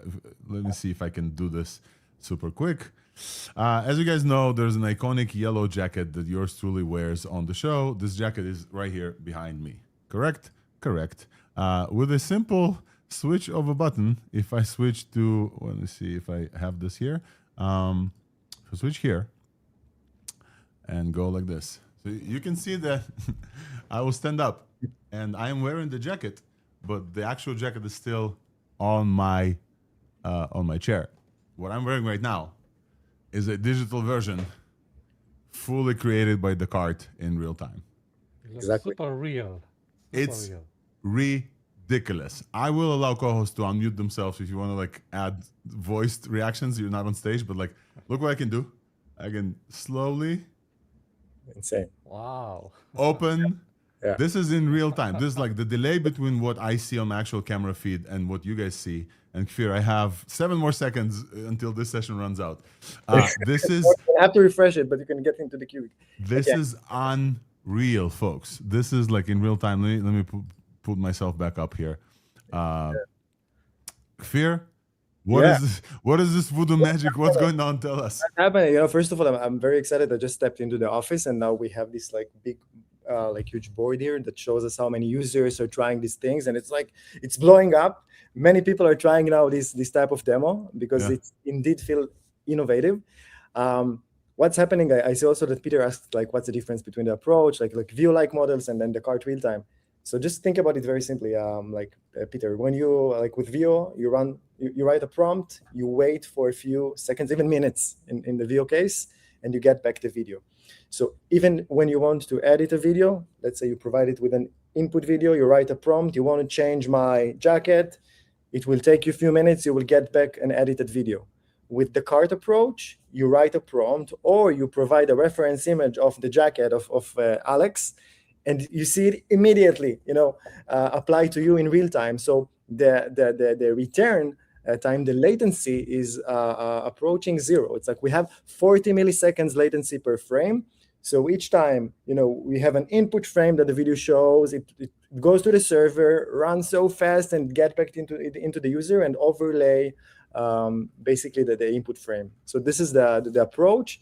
The reason that we can do it is we have our models are so efficient, and we have our Decart optimization stack, which is called DOS, that enables us to run this thing so fast. And we optimize the kernels we have in GPUs to make it so fast. So that's the main difference, I think. And this is...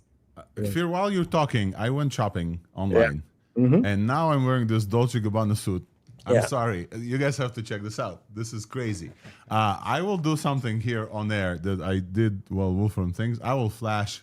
Let me see. Let me close this actual camera so folks don't actually, so YouTube doesn't ban. I think you're muted now, Alex. I lost you. Oh, sorry. Okay. So basically, when I went off a little bit, when me and Wolfram tested this yesterday, Wolfram was like, hey, you can be naked. And I took my shirt off, and Wolfram still saw me wearing stuff. I think the potential for this technology is crazy, and I think we all should be wearing some of the stuff. It's ridiculous, folks. Kfir, tell me about this. How am I interacting with this? And also, did you guys see that it changed my Apple Watch into a thing? Now it's back. Tell me why is it interactive? What is the class simulation like? What is I'm so fascinated. I have maybe 5 more minutes with you, but I have so many questions here. Yeah. Happy to answer every time. So just maybe, a comment on the product, a comment on the technology. So first of all, from product perspective, we already see that this thing increases conversion in shopping, which is this is what we try to prove with this Anywhere. Yeah. It's like a new experience when I think about... Let me just tell folks what Anywhere is. It's a Chrome extension that you install. Right now, it runs for free. All of that I'm tested. You guys didn't pay me for tokens, whatever. This everybody can do this for a session of a minute. This Chrome extension, I'll add the link to the show notes it's called Anywhere, where anything. You guys inject to all of the fashion sites, Amazon, whatever, a button that says virtual try on and turns on your camera and boom, you're wearing the thing. Here is how it actually looks in practice. Please go ahead. Continue talking while I show Yeah, sure. So it's exactly what you said, this Chrome extension that enables you to try everything.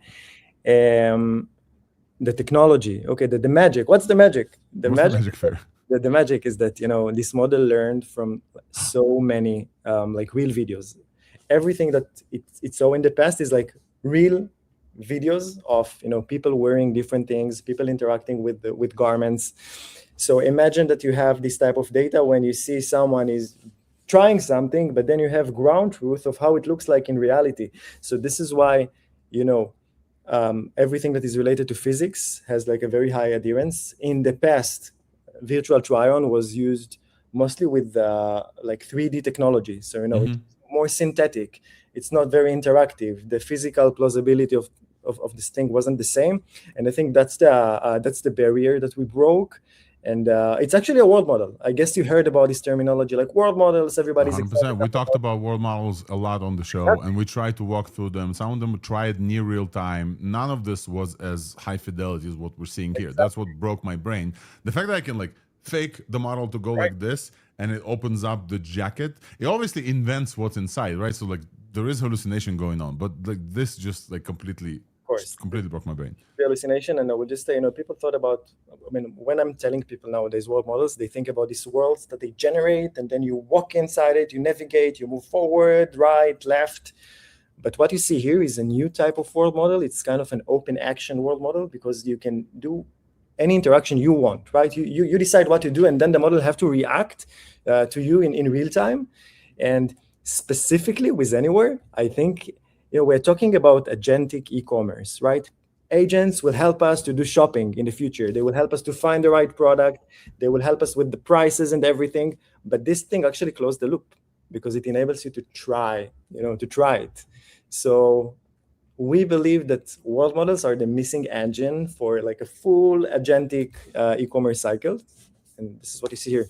And I believe that me wearing Dolce & Gabbana, like $5,000 suit here on stage. Look at your face, right? Look at it. You're just smiling. Getting to the point where, like, if I work from home, nobody will ever know that I don't have this like clothes is very, very, very real. So I am looking forward to the point. Let me switch back. I'm looking forward to the point where I actually have this unlimited.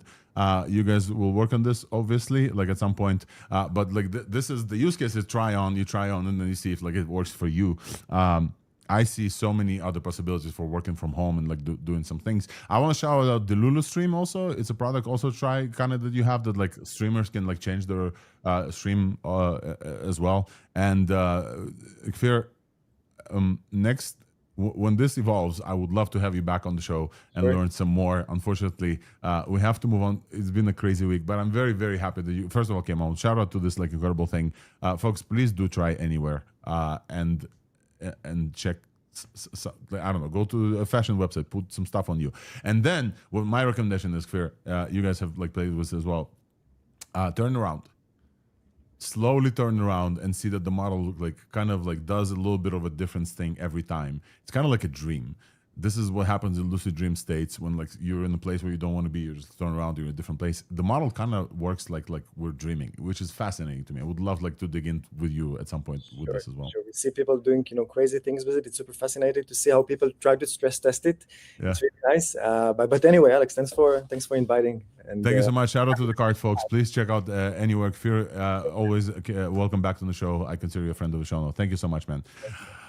All right, guys, from one real-time video model to another, I want to welcome back to the stage Blaine Brown, a friend of the pod, and we're adding also Victor from MiniMax. Hey, Victor. Hello. Nice to meet you. And Blaine, always a pleasure to have you. Always good to chat with you guys. Oh, you came in with the beautiful, powerful microphone. Always. All right, Blaine. This has been an insane week for video models. It's been a while since you've been on the show. Please tell folks, Victor, I'm going to read you in a second, okay? Blaine, please tell folks who you are, what you do, man, and it's so good to see you again. Yeah. So I'm an AI tester, right? I mean, I do have a real job that I do every day, but it's also somewhat AI related. I'm a chief AI officer for a technology company, but in my free time, I just love digging in, like a lot of folks either on this show or that watch this show, to the different technologies that are out there, whether they're hosted solutions, through some of the paid, APIs, or building actual software. And I got into AI pretty much the first year or two that in 2022 and 2023, it was almost all open source at that point. And so that's been a pretty, special thing in my heart. And so that's why it's exciting to see what some of these new developments have been just in the last few days. So just in the last 2 days, let's call them out one by one. Saying the word one is really, really funny because just today, breaking news, Alibaba Tongi Lab released WAN 3, WAN 1.3, which was for the longest time one of the leading open source video models. Don't have a lot of details about that, but I think like they're catching up with native sound and like 10-second generation. Stable Diffusion, who leads the pack. Let me maybe add Peter Gostov here because like you guys from Arena are testing video models as well. Welcome back, Peter. Stable Diffusion. Stable Diffusion is a long time ago. I keep confusing them. SD, yeah. Seedance. Seedance 2.5 has been leading the pack for a while. We've seen like 30-second generation with just unimaginable like realism as well. Then FLUX 3 came out from Black Forest Labs. Their first video model also came out swinging with like beautiful graphics. And then MiniMax folks with H3, which is now the leading open weights open model. Blaine, what do you use in your go-to? And then afterwards, we'll ask Peter, like, what's the top? Well, so if you'd asked me a week ago, yeah, my answer might have been different. I think it kind of depends on what I'm doing, right? I mean, if I was, again, like a week ago, I think for the last several months, at least since like February, I think Seedance 2.0 was kind of the go-to kind of, soda model, if you will, where if you really wanted to just create some really compelling, realistic stuff, regardless of what you're doing, that was kind of where people went. I think, and then we saw the fall of, of Sora 2 shortly after that and that whole deal. But then, I think it was just, in the last couple weeks, you had, FLUX 3 drop that, you started playing around with that. And that was, I think they had their moment in the sun for like a week.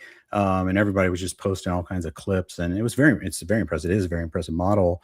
But then now I think in the last week we've had, both MiniMax and Stable, or I keep saying that too, Seedance 2.5 drop, right? Yeah. And so I think like in my mind, if we took like MiniMax out of the picture and we were just looking at those other models, for the most part, those are all like hosted models for, even though FLUX has a history of open source and that sort of thing, it's not like they released the weights that we could actually use FLUX 3 on our own machine at this point. I mean, I think that's maybe planned, but you couldn't really do that, right? And Seedance, obviously, you're not going to be running that on your own machine either. And even WAN, they've got a history of having, the WAN 2.1, WAN 2.2 is being open weights, but then 2.5 came out and it wasn't. I think what 3 is supposed to be at some point, but I don't really know. I don't know if anybody does. But then, and that's all really exciting, but then you have, MiniMax drops H3 that is like next gen open weights model that can do anything. And open so that's it takes the wind out of the sails. I think fine-tunable, yeah, 100%. Sorry to interrupt, Blaine, but I'm just like open weights, hostable by yourself, fine-tunable. We want to say hi to Victor Surtees from MiniMax here. Welcome, dude. Thank you so much for jumping on as well. We love when the folks who are building the technologies, as you saw with Kfir before, is joining, and we love when creators like Blaine are joining as well, because like I think combination, Blaine can tell about the experience, Peter can tell you about like what folks are experiencing on the arena. Victor, you can tell us about what is so special and how can folks run this in more performance? Welcome, Victor. Please tell us about MiniMax, like with 1 or 2 sentences. It's been a while since Oliver has been on the show, and that was in the LLM like research. This is like completely different part of MiniMax, right? Yeah. First, thank you so much for having me. A bit about myself for people who don't know. Currently, I work on the GTM engineering and a bit of the developer relations side at MiniMax, so helping advocate for their products as well as their models. And this is exactly what I'm here for. Really, just an opportunity to talk to people such as yourselves and the audience that we have today about like what makes our model so special. And H3 really came in with quite a splash. It honestly was, trending on Twitter for a number of days. I couldn't. Typically for model releases, I'm always seeing like other models on my feed, but H3 was the only one front and center. I'm sure a lot of the audience might have experienced as well on Twitter recently. But what is H3 specifically? Well, it's the first ever open weight, state-of-the-art Omni video generation model with like a 33 billion parameter open weight transformer architecture they can run, specifically with the recommendations, especially on Hugging Face or with SGLang, and, especially on NVIDIA GPUs. And as you currently have on the screen right now, we did just receive the results from Design Arena and state of the art, not only in open weight, but just in the video generation frontier. Particularly, I want to point out the video editing because of our like omni context representation with all the different modalities, as well as understanding like how each modality references one another. The video editing capabilities itself of H3 is, you know, top of the line. I'd say the best right now. Yeah. Blaine, any chance I can like tap you to show us a few of your favorite examples? Because usually when you come here, you have like a stack of things that like blew up here or there, etc. With MiniMax H3, if you have some, if not, yeah, like, let me track some down. I mean, I think there's definitely some crazy examples. I mean, I think all of Twitter or all of X was lit up with people kind of remaking episodes of The Office for some reason. Yes, I do want to talk about this, Victor, and obviously like this has been.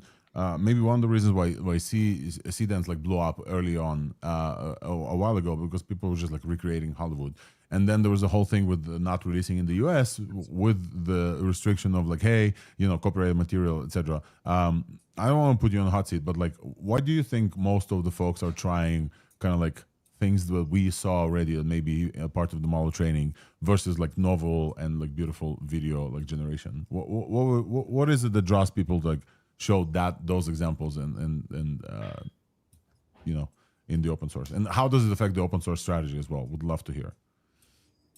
Yeah. So just making sure I understand the question right. Yeah. Like, why is the community always generating like IP related? Yeah, like when you guys post MiniMax H3, like, you know, a blog post, you don't post Seinfeld, like you don't post, you know, the Office, etc. Like people are using open source weights a lot for that. So what do you think is happening over there, and how do you guys generally like approach copyright? Is there something that we should be aware of when we run this on our own? Yeah. Personally, I would imagine just the shock value for that. Twitter is always platform for engagement, so people want to see something really novel, something that they haven't really seen yet, and IP related things, especially with models, are heavily restricted on the MiniMax, and they are as well. I think the issue, thanks for bringing that up. Can we use it in America? Yes, you can. Yeah. The only thing that you have to do, and it takes you a couple of minutes, there's an application form that you can find on Hugging Face. There's also an email you can reach out to serve it locally on your machine. And the only reason for that is because of these IP issues, the current ongoing discourse that you might know with MiniMax and one of the major corporations at the moment, which is why some of these examples are hindering free use. That's the only reason we do have that license. But once again, you should not feel deterred about it. Our team is constantly monitoring those inboxes, and you will get approved very quickly if you are in one of the regions with restrictions. So I do want to talk about how to run this locally. And Blaine, I think you have a project that like works as well. Would you give us like a few words about Maestro as well? Something that sure. Like, how do people get like the most of these models that are actually running locally? And what is the benefit of running this locally versus streaming it from Seedream 2.5 CapCut things? Yeah, so I mean, I think the traditional method most people have used and still do is using something like Comfy UI. I think that's what I kind of used for every model that's been released for the last 4 years. When I built Maestro, it was really kind of a little bit of an answer to that a little bit. I wanted, you get used to the kind of the user interface that you get from like a Runway or a Pika or any of the models, Kling, all of them. And it's this simplified gallery and simplified options. And so I set out, a few months ago to build Maestro to be just this simple way to use open source tooling, to the point where, those that have been doing open source video for a while know that there's a lot of learning curve, not just with doing node-based type things with Comfy, but whenever there's like LoRa's involved, and like if what the weight of the LoRa should be, and you might not really know until you do all this experimentation. And so the goal with Maestro is to kind of take the guesswork out of that, because what it does is it lets you even for like if you're going to download a LoRa, for instance, to add capabilities to a specific model like WAN or LTX or really even H3 now, is it looks at the hosted site where the LoRa is and all of the guide information that recommends like step counts and weights and those sorts of things. The built-in agentic AI LLM that's in Maestro that orchestrates everything reads all that, and it will basically create a custom prompting guide for that particular model or for that particular LoRa, right? And so that way it kind of does that work for you. And then the other component it does is it has a director mode that lets you basically send a single prompt, and it uses its own built-in LLM. Right now it's Gemma 4 that will write the screenplay, it'll write the prompts, it'll write the image prompts, the video prompts, and then it'll stitch it all together and actually edit the whole video for you, all for free, all locally on your own machine. Yeah. I found it incredible. Shout out for working on open source. This is like very important. I want to clarify for folks who are listening for the first time, Blaine, since we had you, there's like a bunch of folks. We used to be very like focused on video models. You mentioned a few concepts there. LoRa is standing for low rank adaptation, is a way to customize the model. Victor, would love to hear from you, like how you think about when you guys release open source, whether the community will pick up some other stuff, right? So like IP and different things or different like restrictions, non-restrictions. ThursdAI is, I think, the biggest library of low rank adaptation or LoRa's for different models, image models and video models. Maestro allows you to like load them in addition to the video, trained on styles, trained on different, some people, that's why they like open models, because they train their own LoRa's on copyrighted material so that the company doesn't have to, right? Stuff like that. Victor, would love to hear from you how you guys thinking about like the community joining the effort with like LoRa's and other methods to generate like even more cool things. So I think that's one of the biggest draws for videos in open source, specifically with models. Like we can mold them. We can they're like clay at Blaine Brown's hands. Yeah. That was definitely one of the main incentives also of why we decided open weight, our 33 billion like transformer portion of our video models architecture. Honestly, the community just put it bluntly, like insane. In less than 48 hours or 2 days, you guys got like LoRa support.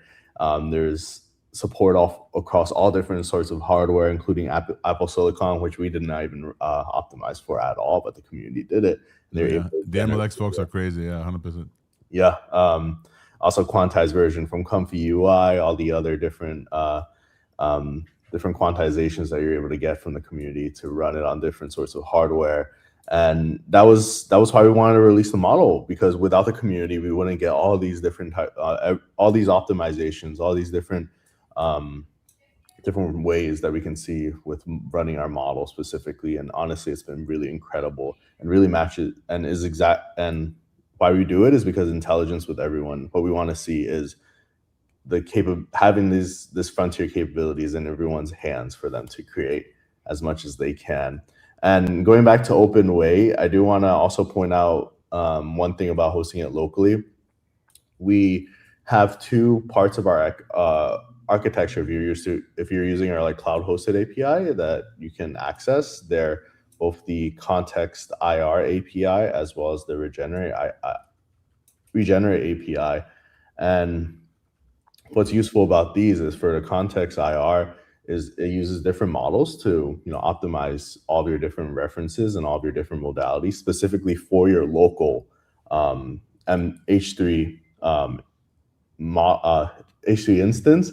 And also the regenerate is so you can take that 768 quality video and generate into a 2K quality. Also using, it's not even just an upscaler. It actually is another model in the back end that uses all the references to make sure the 2K quality is as best as it can be. So I highly suggest that everyone who's deploying it locally at the moment to check out these APIs, which are all available on our website. Thanks, Victor. And if you send me those links, we'll add them to the show notes. Blaine, I see you smiling once I presented this video. I think this is from Justine Moore, I believe. Yes, Justine Moore from A60. She's incredible testing these models.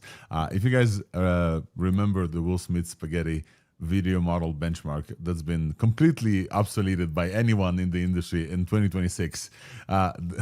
This is Will Smith acting as, was this from Blade Runner, right? Like it's Will Smith's face instead of Ana de Armas inside Blade Runner. And he's talking to the spaghetti like person. This like they took this benchmark to an insane level. Blaine, one last question for you. We're running to the next interview. Character consistency is one of the big issues with these models usually, right? Like these models now can generate, and MiniMax handles this beautifully. What are your current like tips for character consistency? Is that because they're omni-reference and you can add a bunch of images? That's a huge positive that came out of the H3 models. They have their start and end frame version, but then the open weights, they also have the omni reference version, which allows you just to load it with some character images, character voices. You can drive it with actual, if you upload audio, you can stipulate that it's a voice or it's music to drive the video. You can actually upload videos and have it edit that video. You mentioned the ability to edit it. It's so flexible compared to a lot of the previous open weight models that were out. Like my previous go-to, I think up until now, most of the functionality of Maestro was built around LTX, right? Because the LTX 2.3 was really good, and you could make music videos with it, but it would lose some of the character consistency unless you really tried using like LoRa's and stuff to dial that back in, but it was very complicated. This feels very much like, when I'm using H3 on my own machine, it reminds me of when Sora 2 first launched. We were and Alex, we were doing this for fun, right? We were making our characters, you would record yourself and you would have yourself doing all these stupid sorts of things. Well, I feel like that's now back, right? Like you can, and I'm thinking about adding a feature in Maestro that lets you just easily capture yourself and send in as omni reference and save a character that way. Because right now I've just got like an image and a voice reference for myself, but it's as good as anything I've seen, recreating myself in any sort of environment. That's the fun thing, is there is IP in there, right? I can put myself in a Avengers movie or whatever. So it's just really fun. It's a great model. So I'll avoid posting the IP stuff because we are on YouTube. We don't get taken down. But we have Peter here from Arena. We want to show that for image to video overall, MiniMax H3 is tied. Peter, can you talk about like MiniMax H3 a little bit and like from Arena perspective? This is an open model that can run fully on your computer that's tied to the previous like highlight. I would say the main takeaway for me, and just seeing all the outputs, playing with the model, and where it ranks on the leaderboard, is that if you scroll down, I mean, it doesn't even fit in here. But if I look at our the website, that VO3, that was like the best open source or closed source video model, it's ranked 26 now. So, and now this is number 2. Or like shared one, basically first place. It's an image video. It's a video tab on top, and what this just shows like the amount of improvement there's been. And you remember reaction to VO3, right? This is like, oh my gosh, amazing! Like video is solved, and then since then we had so much improvement, which is just completely unbelievable. So amazing. Just the fact that. I feel like the progress has been massively underrated, because it's the changes we've seen in the fidelity and the quality and the sound is just unbelievable. So there's just well done. I want to say like it's one of those things. If you look at the Will Smith like eating spaghetti like videos when it's like all wonky whatever, it's like very clear that this is bullshit. I think all of these models jumped through a capability, kind of like the Mythos Fable stuff, that now is like super realistic and omni. What I think we're expecting is like length. These models like 15 to maximum 30 seconds. We want like minutes. Victor Sue Ortiz from MiniMax, Blaine Brown from Blizzane at Blizzane. Thank you so much for joining. Folks, please do check out Blaine's work and Maestro, and check out MiniMax H3. It's open weights. We really appreciate this. Victor, we have a thing on the show. When open weights are released, we have a sound here. Thank you guys for open weighting the models. We expect more. We really appreciate it. Thank you guys for joining. And very quickly, we're jumping to the next segment. Although we're over like 2 hours in the show, I want to welcome David Crawshaw to the stage. Thank you, Victor. Thank you, Blaine, for joining. Peter, I'm going to take you off. And welcome back, Nistan. David, a complete different segment right now, but I really wanted to talk to you because this week you released a bunch of like interesting conversations, but also because I'm a huge fan of exe.dev. So please, this is your first time on the show. Welcome. Thank you so much for joining. Could you introduce yourself? Like, I do it for you, but like I would love for you to hear from you who you are and what you do, and then we can talk about some of the ideas and stuff that you put out there this week. Thanks, Alex. Appreciate it. It's great to be here. Yeah. I am co-founder of exe.dev, and before that, co-founder of Tailscale. exe.dev is a new cloud designed for all of the new small software we're building, and it's designed for the people driving it and for their agents. I think that those two technologies, both Tailscale and exe.dev, entered my life around the time where personal agents entered my life as well, around the time of OpenClaw, which I didn't want to install on my computer, so I had like a super quick cloud. And then in order to put them on the same network, I didn't want to like expose them on public internet. I used the other one that you co-founded. So first of all, huge fan of Tailscale. I wish I discovered it like years earlier than I did, because now all my devices are connected to this. Maybe could I ask you one sentence on Tailscale, 1-2 sentences, how that's been confounding that, and then we talk about exe.dev for folks who have no idea what Tailscale is. Yeah, I'm the co-founder CTO of Tailscale. We started it back in 2019. It is a new VPN. It's an overlay network. You can connect any of your devices together, so they get private IP addresses they can use to communicate. That's the whole product, but you'd be amazed what you can do with that. It turns out it's really good being able to connect your computers together. It is very safe. It's kind of like having my cloud computers at home, like for people to like simplify this language. Insanely generous free tier. Like it just absolutely, I don't know why and how you guys are doing this, but it's like, thank you so much for like this is like better than open source stuff, and then it's very easy to do. I'm sure there's like very tons of difficult layer things happening in the background, but for the user it's like very easy, like 2 clicks and then Tailscale runs on all your devices regardless where they are, appears as though they're at home, and it's a secure way. That's how I see it. Thank you for that technology. And exe.dev, please tell us, why did you choose to co-found another company? Is that like why start another company? That's one of those questions that I genuinely don't have an answer to. I make up something slightly different every time someone asks me. It's just the thing. It's the thing I want to be doing. It's the thing that makes me feel useful. What else would I be doing? There's a lot of problems to be solved, and companies are a good mechanism to solve them. So tell us about the exe.dev. You founded this company. I find it incredible, and I used it. But like, tell us, how do you like treat that? Like, how do you position it? What is it, and how do people use it? Yeah, it's fundamentally a new cloud, and it's a cloud very much designed for putting your agents to work. And so an agent can, in theory, figure anything out, but you also don't want to give your agent your AWS API key where you keep all your production infrastructure. And you have this challenge of needing to somehow. Is that sound on my end or your end? It must be on my end. Don't worry, I'll let the software take care of it. All good, yeah. But yeah, you've got this problem of you need a lot of VMs because you need to isolate a lot of software together. You need to isolate the work each of these agents do, and the previous clouds, the existing clouds that we had before exe.dev, they all charged you some amount of money per VM. And so VMs are these scarce resources. You tried to figure out how to run lots of programs at once on each VM. It was a unpleasant thing. Instead, you just want to start a lot of them. And so we built a platform for that. And then we realized there are a lot of other things agents need that clouds don't do. And so we've been building to that since then. Yeah. I'm going to add Nistan Wolfram back to the stage, and I'll share with you my experience. A lot of what I do here on ThursdAI is basically a bridge between people who don't know about cool things, and I try them out and tell them about the cool things. I use the exe.dev as a sandbox thing. I think it's $20 flat for a month, at least from my usage patterns, for pretty much a lot of stuff. I ran like a bunch of OpenClaw and Hermeses instances there. And the thing that, besides the fact that it's all SSH based for developers, that's just incredible. You can like provision and start stuff, and like it's all like from the one line SSH. This is just a like genius innovation, David. Thank you for that. This is like very easy to provision and start stuff as developers do.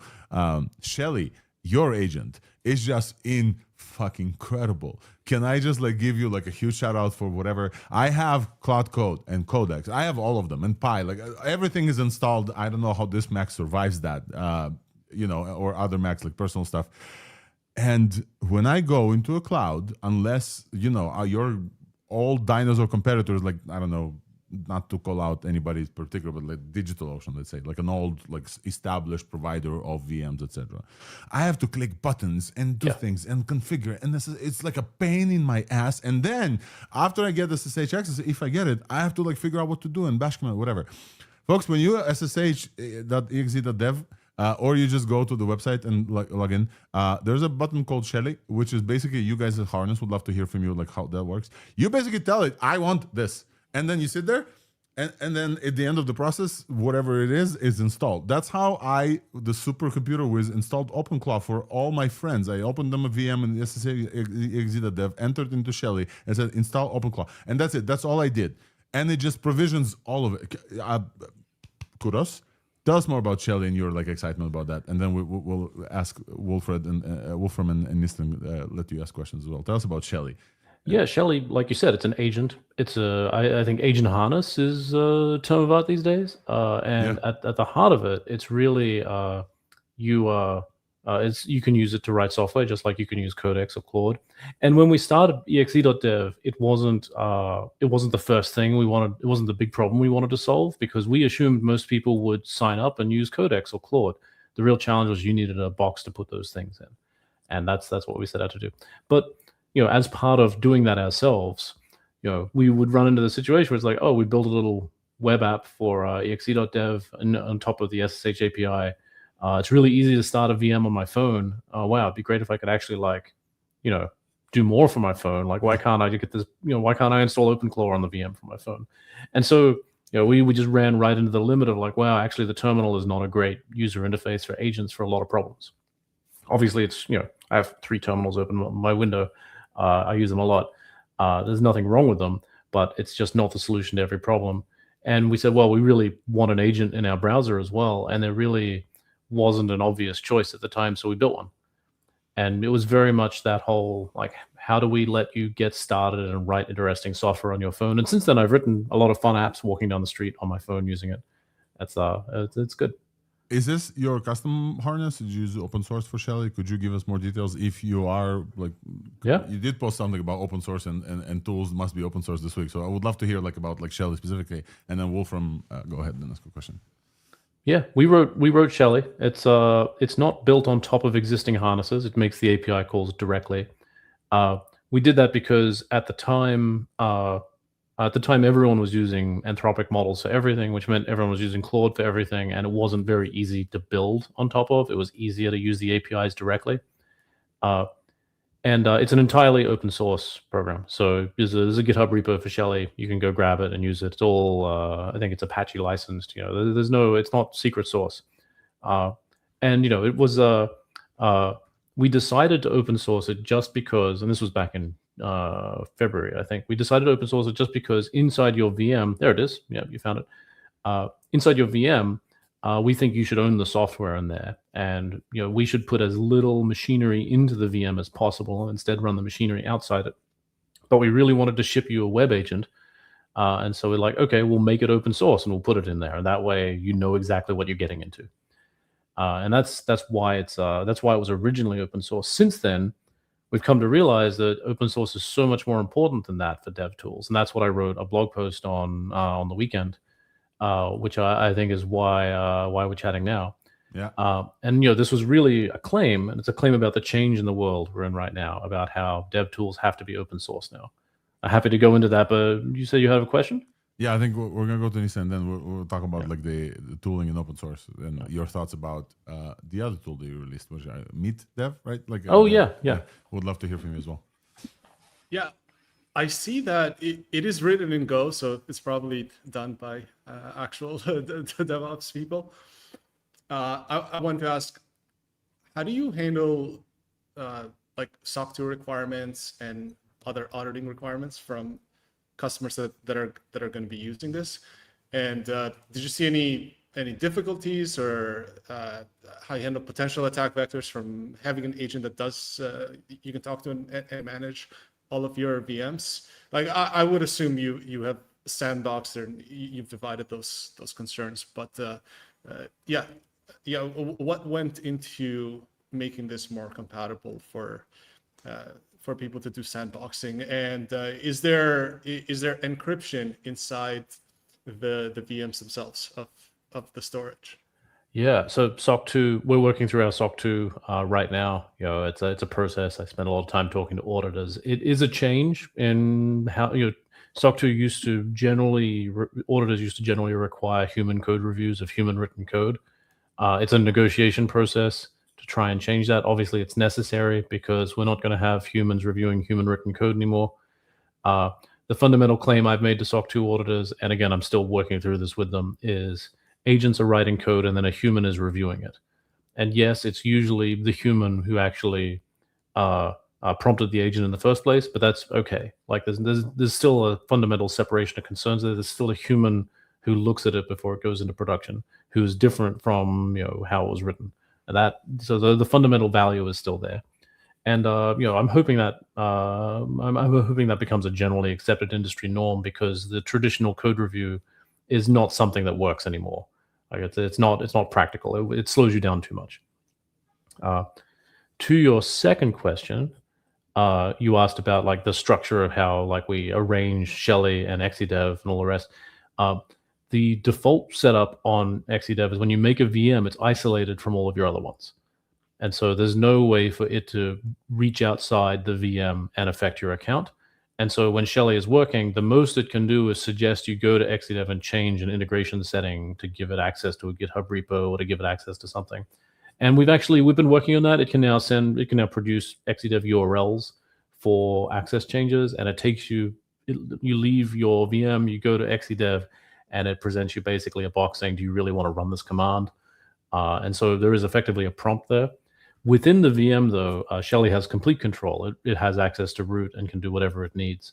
And that's actually really important for writing software. You want to give your agent complete access to the machine you're running on, because sometimes as part of trying to debug your program, your agent needs to run TCP dump, which needs sudo. Sometimes it needs to apt-get install a package you don't have. You just got to let it do those things. If you constrain your agent and you don't give it these tools, you get worse outcomes. And so give it as much power as you possibly can in an isolated universe is very much the philosophy. And each one of these is isolated from each other one. Then we have, you can make SSH keys or HTTPS API keys for exe.dev that are scoped to tags and things like that, so that you can give an agent in a VM power to make more VMs, so it can like live in its own sub account. But that's isolated away from all of the other infrastructure you're running. So. Okay, and to talk to each other, I would assume they're using Tailscale. A lot of people do that, and we have some that do that. We have we like to install Tailscale in our exe VMs to connect them. We have a corporate tailnet just like everyone else.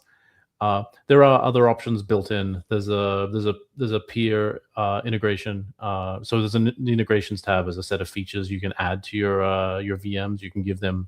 It's effectively a secrets manager, in that you can give them access to services. You can put your secrets into the integration manager, and the keys in there never actually leak into the VM. It acts as an HTTP proxy, and you can use that to let VMs talk to each other directly. And similarly, you could give one VM power over some VMs by creating one of these scoped keys. And so you have all of those options available, but by default, it's all turned off, because you want them all in their own box. David, I want to continue here, because I do want to talk to you about like Meet and the stuff that, like you said, the open source stuff needs to be free. I'm trying to show. Give me just 1 second. I'm trying to show here on the stage a slide of my recent talk at the AI Engineer. I'll blow this up a little bit. And this is basically the routing table that me and very honestly, Claude Fable, I think back then, like came up with. And then we talk about, there is this thing that I coined called the ZL continuum, whether or not developers even read code. And basically it lands somewhere in the middle. And there is a step here that says decompose, because the PR is broken. And when I talked about this on stage, this was like a general like routing table of how to handle should developers read code anymore, not write code? Nobody's writing code, it's all agents. Hopefully we're all like moving to agents, but reading code is a big thing. Depending on how deep in the stack you are, how important this is, like if it's SOC 2 is very important, etc. There's like a routing table, like routing the tasks per the needed verification. That's basically the thesis of my talk. And then when I read your article and I saw that like you basically mentioned the same, you built the decompose layer into Meet Dev. That's like, I have a decompose here. When the diff is too big, you need tools to handle this. Could you talk to me generally about the PR process and also Meet as your solution to that? And that's one example of your blog post, which I want to hear more from. I mean, I think you're completely right. Oh, you're absolutely right, I should say, like Claude. Yeah, absolutely. No one's writing code anymore. We do it through agents now. And I'm sure, as I say that, there's a million developers out there writing code still, because change takes a long time. But that's clearly the future. No one writes code anymore, and some code is read. And like this is true of my day-to-day, right? Whenever I make a change to the exe.dev core infrastructure, I read the code before it goes into production, and I think that is still correct for me to do that. It's very rare I'll actually catch a bug or anything doing that. It's mostly about like algorithm choices, architectural decisions. That's what I'm reading for. And so some fraction of code is read. Obviously, if I'm building small programs on exe.dev, I don't read the code at all. I just build it, and the program works. I'm good. Yeah. But for those programs I read, what I've noticed is over the last few months, what I am looking for in the code has changed a lot as the models improve. And a lot has changed since the days of me reviewing code for humans. I've been reading people's PRs or change equivalents. A lot of them weren't called PRs because Perforce doesn't work on GitHub. Those changes, the classic thing you look for is style. You're trying to match style. You're looking for sort of obvious error handling mistakes, the sorts of things the mistakes that are just so easy for us as individuals to make. You as a reviewer, you help the person you're reviewing. And continuous things as humans. We just meet people. Yes. Yeah, that's right. What I've realized in the last few months is the code I'm reviewing from agents, they're far more diligent than humans are at these details. They make big obvious mistakes still. They're still fallible. We're not dealing with something perfect yet, which is why we read the code, especially around architecture. They make all sorts of silly decisions. But so do I. I sympathize with them. But there's all these details of the code that just don't matter to me anymore. I don't need to make sure that you're nil checking records, fields in a record anymore, because agents are really good at that. I can't remember the last time I saw a nil panic in production in our logs. And in the world before agents, that was a thing that if you're a Go programmer, you would run into every couple of months. Some server would nil panic. That's just not a thing anymore. And it's not a thing because we got much better at code review. It's a thing because agents are much more diligent about these details. But if agents are really diligent about these details, then I don't need to read for them, and they're eating up some of the time I have for reading code every day. And that's really important to me, because the current limit on my ability to ship code is how much code can I read in a day. I can prompt more things and get more commits ready to push than I can actually read and be comfortable pushing in a day. And it's a real problem when I wake up in the morning and I realize I have a dozen commits from yesterday to read through, because it's a terrible way to start the day. I don't recommend it. And so it occurred to me that I now know the shape of huge amounts of code I don't need to read anymore. Oh, and I have something that's really good at manipulating code, which is agents. So let's ask an agent to rip out all the pieces of code I don't need to look at. Like take the diff that I would typically read and remove all the nil checks and remove all the error condition handling from the code, because I can show me that error condition handling exists, and I'm done. I don't need to read the error message and say, is the appropriate information in it? I don't need to know that you check the field on the struct is not nil, and I don't need to read all the boring imports and the changes to the imports. There's just enormous amounts of detail about code that don't matter. Like if you added 3 parameters to a whole series of function calls, I don't need to read them 15 times. You can just put some dots in there. It's fine. And so what Meet does is it uses multiple passes through an LLM to take an existing diff, existing commit, and make it as small as possible for human review. And the final diff doesn't fully compile, even though there's a lot of semantic requirements on the change. So like how it actually works internally is actually pretty involved. It actually asks LLMs to produce edit plans and then edits the code rather than simply asking it to produce a diff.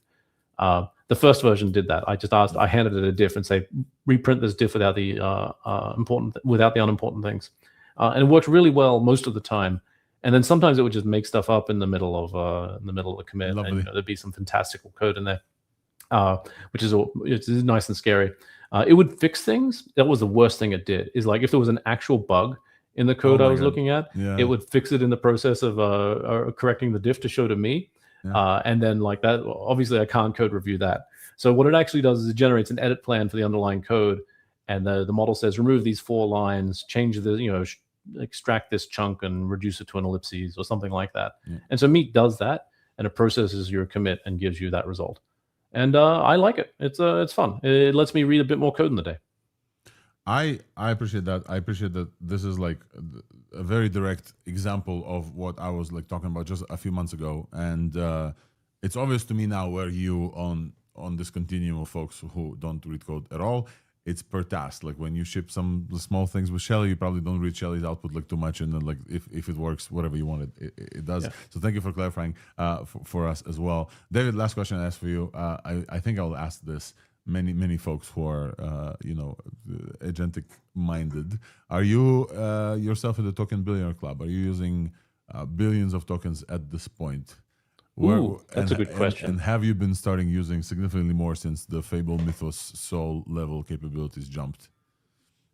Yeah, those are good questions. There have definitely been times in the last few months when I have been in that state.